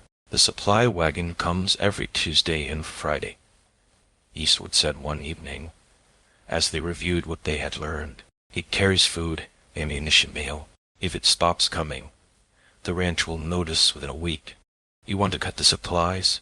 I want to cut everything. Supplies first, then men. Dutch has 40 people protecting him, 30 hands and 10 guns. By the time we're done, he'll have none." "How?" Eastwood's eyes met his, and then Thomas saw something that made the coldness in his chest pulse with recognition. One at a time. Chapter 20. The Dismantling. The supply wagon burned on a Tuesday night. They hid it 3 miles from the ranch, in a stretch of road that wound through a narrow canyon. Thomas blocked the far end while Eastwood approached from behind, and when the driver saw the trap closing around him, he did exactly what they expected. He reached for his rifle. He died with it in his hands. The fire was visible from miles away, a column of smoke and flame rising into the night sky. By the time anyone from the ranch arrived to investigate, Eastwood and Thomas were gone, leaving only ashes, a body to mark what had happened. That was the first cut. The guards disappeared over the following weeks. Not all at once, that would have been too obvious, would have triggered the kind of lockdown that made further operations impossible. Instead, they vanished in ones and twos, their absences noticed, but not immediately alarming. The first was one of the roaming patrols, caught alone near the eastern boundary while his partner answered nature's call. Thomas handled that one himself, the bowie knife finding the soft place beneath the man's jaw before he could make a sound. The body was buried in a wash 2 miles from the ranch, deep enough that the coyotes wouldn't find it. The second and third were a pair, taken together, their throats cut in the darkness of a moonless night. Eastwood did those himself while Thomas watched the approach, learning, cataloging. The fourth was different. A young man, barely older than Thomas, who had made the mistake of riding into town alone to visit a girl he was sweet on. He never reached her. His horse came back to the ranch without him, and the man who went looking found only hoofprints leading into the desert, and a patch of blood where the trail ended. 5, 6, 7, 8. Each disappearance eroded Dutch's defenses. Each missing man spread fear among those who remained. The guards stopped patrolling alone, stopped venturing far from the main compound. They watched the darkness with the eyes of prey animals, knowing that something was out there, unable to see what it was. Dutch knew. By the second week, when half his guards had vanished and no body had been found, he understood what was happening. Eastwood made sure of that, left signs, left traces, left just enough evidence to confirm Dutch's worst fears without revealing anything useful. The ghost of Silas Eastwood was hunting, and there was nowhere to run. Chapter 21. The Siege. The siege was psychological as much as physical. With his guards decimated and his supply line cut, Dutch had 2 choices: retreat to the main house and wait, or flee the territory entirely. He chose to wait. Thomas understood why running meant leaving everything he had built, abandoning a fortress that had cost him years of labor and planning. Running meant admitting that the past had finally caught up. Dutch McAllister had never been good at admitting anything, so he stayed, drew his remaining men into a tight perimeter around the main house, armed everyone who could hold a rifle, and waited for an attack that didn't come. Days passed, then weeks. Eastwood and Thomas watched from a distance, patient as stone, letting the pressure build. Occasionally they would remind Dutch of their presence. A shot fired from beyond rifle range, a horse let loose with no rider, a message carved into a fence post that only Dutch would understand. Small things. Reminders. The hand started leaving. First one, then two, then half a dozen in a single night. They weren't soldiers, they were cavalrymen, hired to work livestock, not to die for a boss whose past was catching up with him. When the danger became clear, they made the calculation that all men make when death approaches. Was the money worth their lives? The answer was no. By the third week of the siege, Dutch had 6 men left. His original guards, the professionals, the ones who understood what they had signed up for, had all disappeared into the desert. What remained were the loyal and the stupid, the ones who had nowhere else to go or who believed, somehow, that Dutch's fortress would hold. "He's ready," Eastwood said one morning, as they observed the ranch from their usual position. "Look at him." Thomas looked. Dutch was on the porch of the main house, staring out at the land he had claimed, the empire he had built. Even from this distance, Thomas could see the exhaustion in his posture, the defeat in the slump of his shoulders. 3 weeks of fear had done what 3 years of preparation could not have broken. Something in the man had worn him down to the core. "Tonight," Eastwood said. "We finish it tonight." Chapter 22. The night. They went in when the moon was new. The darkness was absolute, the kind of darkness that swallowed everything sight, sound, the comforting delusion that you knew where you were going. Thomas had learned to move in this darkness during his years with the Apache, had learned to trust his other senses when his eyes failed him.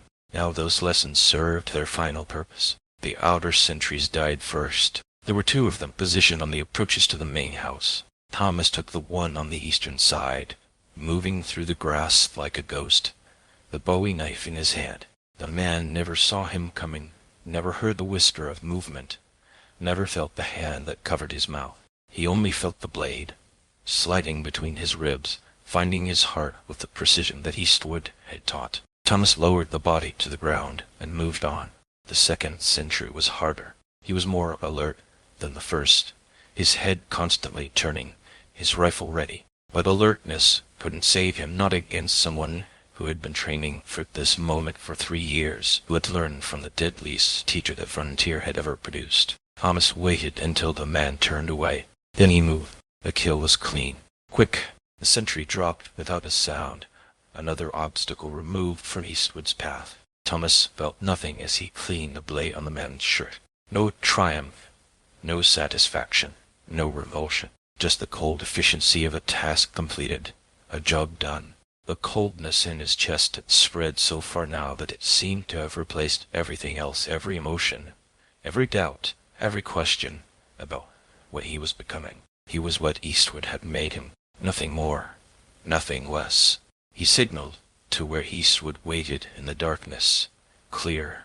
Eastwood moved toward the house. Thomas took up position near the corral, covering the approach, watching for any sign of alarm. From here he could see the main house, could see Eastwood's shadow moving toward the door. The remaining men were inside, 4 of them, according to their count, plus Dutch himself. 5 against 1. The odds meant nothing. Thomas had seen Eastwood fight, had seen him kill 7 Apache warriors with a knife, had watched him take apart men who thought they were ready for him. 5 frightened cowboys with rifles were not going to stop what was coming. The door of the main house opened. Eastwood disappeared inside. For a moment there was silence. The night held its breath, waiting. Then the gunshots started. Chapter 23. What happened inside? Thomas listened from outside. He couldn't see what was happening. The windows were dark, the walls too thick to reveal what lay within. But he could hear, could piece together the story from the sounds that reached him through the night air. Gunshots first. 3, 4, 5 in rapid succession.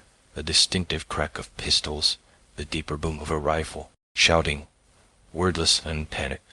The crash of furniture being overturned. Then screaming. The screaming was different from the gunshots. It went on longer, varied in pitch and intensity. Sometimes it stopped entirely, replaced by silence that was somehow worse. Sometimes it built to crescendos, that seemed impossible for a human throat to produce. Thomas had heard screaming before, in the shack with Sutter, in the stories that survivors told about the Morrison place, but this was different. This had a quality to it that he couldn't name erroneous, a desperation that transcended ordinary fear. This was the sound of men learning what Dutch had always known, that Silas Eastwood was not human, not in any way that mattered. The sounds continued for an hour, maybe longer. Time lost meaning as Thomas crouched in the darkness, listening, waiting. Then, finally, the door opened. Eastwood emerged, dragging something behind him.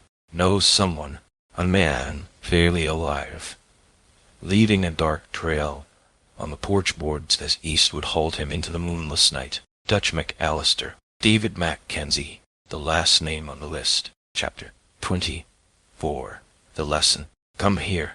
Eastwood's voice was calm, almost gentle. He stood in the yard between the house and the corral, Dutch at his feet, and looked at Thomas with eyes that reflected nothing, no light, no emotion, just the vast emptiness that lived at his core. Thomas approached. Each step felt like a commitment, a choice from which there could be no retreat. Dutch was barely recognizable. Whatever had happened inside, and Thomas did not want to know, not really, had reduced him to something less than the man he had been. Blood covered his face, his hands, his clothing. Some of it was from wounds Thomas could see. Most of it was from places he couldn't, from damage that went deeper than skin and bone. But he was alive. Eastwood had kept him alive for this. You remember what I told you, Eastwood said, about lessons, about the things that can only be learned by doing. Thomas nodded. His mouth was too dry for speech. This is the last lesson, the most important one. Eastwood stepped back from Dutch's body, giving Thomas room. Finish it. The words hung in the air, heavy as stones. Thomas looked at Dutch, at the ruin of him, the wreckage. This was the man who had ridden with Eastwood, who had looked back in the canyon, who had run and built and hidden for 15 years. This was the man who had feared this moment, who had constructed a fortress to prevent it, who had watched his defenses crumble one by one. And now he was here, at Thomas's feet, waiting to die. Thomas drew his pistol. Dutch's eyes found his. Even through the pain, through the damage, there was something in them, a plea, maybe, or an accusation, or simply the desperate awareness of a creature facing its end. Please, Dutch whispered. The word came out broken, barely audible. Please, not like this. Thomas's hand was steady. The coldness in his chest was absolute now. A frozen core that felt nothing, questioned nothing. He raised the gun, and then, in the moment before he pulled the trigger, something shifted. He didn't know where it came from. Maybe from the boy in the grain pit, the one who had clutched his wooden horse while his world burned. Maybe from the woman who had nursed him, or the man who had taught him his first lessons in tracking, or the man that had raised him even though he was never quite theirs. Maybe from some part of himself, that the coldness hadn't quite reached, some ember of warmth buried so deep that even Eastwood's teaching couldn't extinguish it. Wherever it came from, it arrived all at once, flooding through him like spring melt through a frozen river. He saw himself clearly for the first time since leaving the Apache, saw what he had become, the kills, the watching, the slow surrender to the void that lived at Eastwood's center. He saw the path ahead, the path that Eastwood had laid out for him. More killing, more coldness, more of the emptiness that had eaten Eastwood until there was nothing left but hunger. He saw his future, and for the first time he refused it. The gun turned in his hand. Chapter 25.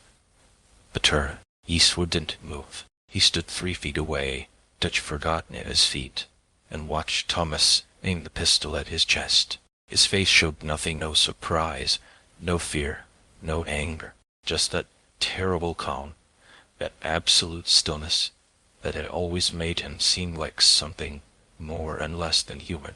Ah, he said, just that. Ah, as if he had been waiting for this moment, as if it confirmed something he had long suspected. Don't move. Thomas's voice came out steadier than he expected. Don't reach for your gun. Don't do anything. I wasn't planning to. Eastwood's eyes held his unblinking. You've made your choice. I respect that. You knew this might happen. I suspected. From the first day I saw you, I suspected. You had the coldness, the distance, the capacity for what I could teach you. But you also had something else, something I never quite understood. He tilted his head, studying Thomas like a specimen. I thought I could burn it out of you. I was wrong. What is it? The thing I have had you don't. Eastwood smiled, not the cold smile, but something almost genuine, almost warm. I don't know, conscience maybe, or hope, or just the stubborn refusal to become what someone else wants you to be. He spread his hands slightly, palms out, showing he held no weapon. Whatever it is, it saved you. You're not going to be me. You're going to be something else. You don't know that? No, but I believe it. And belief is all any of us really have. Eastwood took a step forward, not threatening, just closing the distance between them. You're going to kill me. I can see it in your eyes. That's all right. I've been ready for this for a long time. Ready to die. Ready for the ending. Every story has one. I've known for years that mine would come like this, not in bed, not of old age, but at the hands of someone I trained, someone I made.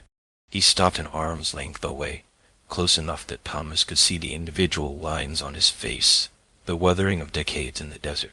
You're my legacy, Thomas, the only one that matters, and legacies have a way of turning on their creators. Thomas felt his finger tighten on the trigger, felt the cold metal against his skin, the weight of the weapon in his hand. You killed all those people. Sutter, Foster, the Mexican, right? All those people before them, the Morrisons. Yes. You enjoyed it. Yes. And if I let you go, you'll do it again. You'll find someone else to hunt, someone else to destroy, because that's what you are. Yes. Eastwood's eyes held something that might have been approval. That's exactly what I am, and you're the only one who can stop me.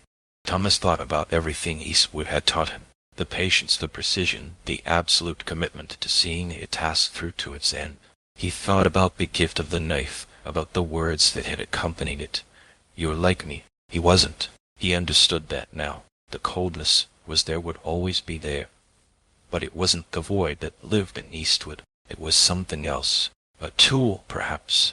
A weapon that could be used for purposes other than destruction. He thought about the Apache, about the life he had left behind, about the woman who had nursed him, the man who had taught him, the children he had played with under skies that seemed impossibly far away now. He thought about the future, the one Eastwood had laid out for him, and the one he was choosing instead.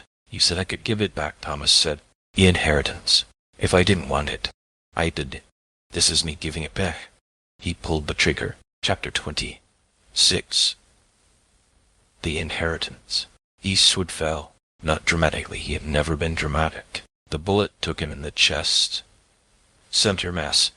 Exactly where Thomas had aimed. He staggered back, one hand going to the wound, the other reaching out as if to steady himself against something that wasn't there. For a moment, their eyes met, and in Eastwood's gaze, Thomas saw something he had never seen before. Pride. Then the light went out, and Silas Eastwood, the devil of the territories, the snake that could not be killed, was gone. Thomas stood over the body for a long time. The night was quiet around them. The screaming from the house had stopped hours ago, and now there was only silence, the vast, indifferent silence of the desert, the same silence that had swallowed so many men before, and would swallow so many more. Dutch was still alive. Barely. His breathing was shallow, his wounds severe, but alive. Thomas looked at him, at the man who had started all of this by running from a canyon 15 years ago. He could finish it. That was what Eastwood would have wanted, the completion of the hunt. The final name crossed off the list. Dutch had been part of the gang, had ridden with Eastwood for years, had watched the things he did and said nothing. He wasn't innocent, but Thomas had already made his choice, had turned away from the path that Eastwood had laid out for him. Killing Dutch now would be taking a step back onto that path, would be accepting the inheritance he had just rejected. He holstered the pistol. You're not going to kill me? Dutch's voice was a rasp, barely audible. No. Why? Thomas considered the question. There were many answers about choice, about the future, about the thing inside him that had refused to be burned away. but none of them seemed adequate. None of them captured the truth of what had just happened. "Because I'm not him," Thomas said finally. "I'm something else." He turned and walked toward the corral, where the horses were stirring nervously at the smell of blood. Behind him, the ranch house burned. He didn't remember setting the fire, but he must have. The flames were spreading from the windows, licking at the roof, consuming everything Dutch had built. By morning, there would be nothing left but ashes and memory. Thomas saddled a horse and rode out into the darkness. Behind him, Dutch McAllister watched the flames consume his empire, and waited to see if he would live or die. Thomas didn't look back. Chapter 27. The desert. He rode south. Not toward anything. There was nothing for him in the territories now. No home, no people, no purpose. He rode because riding was what you did when you had nowhere to go, when the world behind you was full of blood and fire and the choices you had made. The desert opened around him, vast and empty, indifferent to his passage. He was alone, truly alone. For the first time since he had followed east out of the Apache camp, the loneliness should have frightened him. Instead, it felt like freedom. What am I now? The question surfaced as the sun rose, painting the horizon in shades of red and gold. He had been Thomas of the Apache, the boy between worlds. He had been Eastwood's student, the inheritor of skills and coldness and the capacity for violence. Now he was neither. Now he was just a man on a horse, riding toward a border that promised nothing but the chance to start over. He crossed into Mexico on the third day. The border was nothing a line on a map, a shift in the language spoken by the people he passed. The desert was the same on both sides, the same stark beauty, the same indifferent hostility. But there was a freedom in crossing it, a shedding of the past that felt almost physical. He stopped at a small town on the Rio Grande, traded his horse for a fresher one and some supplies. The people there looked at him with the weariness that all strangers receive, but they didn't ask questions. In places like this, questions were dangerous, and everyone had something they were running from. Thomas was running from himself, or rather, from the self he had almost become. The coldness was still there. He could feel it, a core of ice at the center of his chest. But it was different now, not spreading, not consuming, just present. Part of him that he would have to learn to live with. "The snake bit you," Eastwood had said in one of their last conversations. "The venom is in your blood now." Maybe that was true. Maybe the things Eastwood had taught him, the things he had seen and done, would never fully leave him. But venom could be controlled, diluted, used in small doses for purposes other than killing. He thought about the Apache, about the band that had raised him. Would they take him back if he returned? Would they see him as the boy who had left, or as the killer he had become? He didn't know, wasn't sure it mattered. The past was the past, fixed, unchangeable, beyond his power to affect. The only thing he could control was what came next. He rode deeper into Mexico, following roads that led nowhere, passing through towns that had no names on any map he had ever seen. The landscape changed as he went, desert giving way to mountains, mountains to valleys green with vegetation. He was in a different country now, a different world, and yet the same sky arched overhead. The same stars came out at night, the same constellations he had learned to read during his years with the Apache. Some things didn't change, no matter how far he ran. He thought about Eastwood as he rode, about the man who had saved him and trained him and tried to turn him into a weapon, about the void at his center, the hunger that could never be satisfied, the terrible patience that had made him the most dangerous man Thomas had ever known. Eastwood was dead now. Thomas had killed him, had put a bullet through the heart of the monster and walked away. But monsters didn't die easily. Their legacies lived on, passed from one generation to the next like disease or blessing. Thomas carried that legacy now, the skills, the knowledge, the coldness that had been cultivated in him over 3 years of careful teaching. He couldn't give them back. That had been a lie, a comfort he had told himself in the moment of crisis. What Eastwood had put in him was there forever. The only question was what he would do with it. Chapter 28. The blood remembers. The town was called Santa Rosa. It sat in a valley between two ridges, a collection of adobe buildings clustered around a church with a bell tower that had lost its bell. There were perhaps 200 people living there, farmers and craftsmen and the families that supported them. A quiet place, a peaceful place, kind of place where a man might disappear if he wanted to. Thomas rode in at midday, when the sun was highest and the shadows were shortest. The people watched him pass, a young man on a tired horse, dusty from the road. Armed but not threatening, just another traveler, another stranger passing through. He stopped at the cantina, ordered food and water, sat in a corner where he could see the door and the windows. The habits Eastwood had taught him were still there, automatic now, part of who he was. He couldn't turn them off any more than he could turn off his heartbeat. The food came. He ate without tasting it, his mind elsewhere. What now? The question had been with him since Nevada, since the ranch had burned and Eastwood had fallen. He had no purpose now, no mission, no list of names to cross off. He was free to go anywhere, do anything, become whoever he wanted to be. The freedom was terrifying. He stayed in Santa Rosa for 3 days. On the first day, he slept, really slept, for the first time since leaving the Apache, without dreams of snakes or fire or the sounds that came from inside dark buildings. On the second day, he walked the town, learning its rhythms, its people, its secrets. It was smaller than it looked from a distance. Most desert towns were. But it was also real in a way that the territories had never been. People here weren't running from anything. They were just living day by day, the same way people had lived for centuries. On the third day, he met the girl. She was young his age, maybe a year or two older, with dark hair and darker eyes, and a smile that seemed to come from somewhere genuine. She worked at the cantina, bringing food and clearing tables, and she didn't look away when he caught her watching him. "You're the stranger," she said in Spanish that Thomas understood but couldn't quite speak. "The one who came from the north." "Yes. Are you staying?" The question hit him harder than it should have. Such a simple thing, are you staying? But it contained everything. The possibility of roots, of belonging, of being somewhere instead of just passing through. "I don't know," he said, and realized, as he said it, that he wanted to find a place, to stop running, to put down the weight he had been carrying since Eastwood first handed him a rifle and told him to shoot. The girl smiled. "My name is Maria. Thomas. She tried the word out, getting used to the shape of it. "A gringo name. I'm not a gringo. Not really. He searched for words, found none that fit.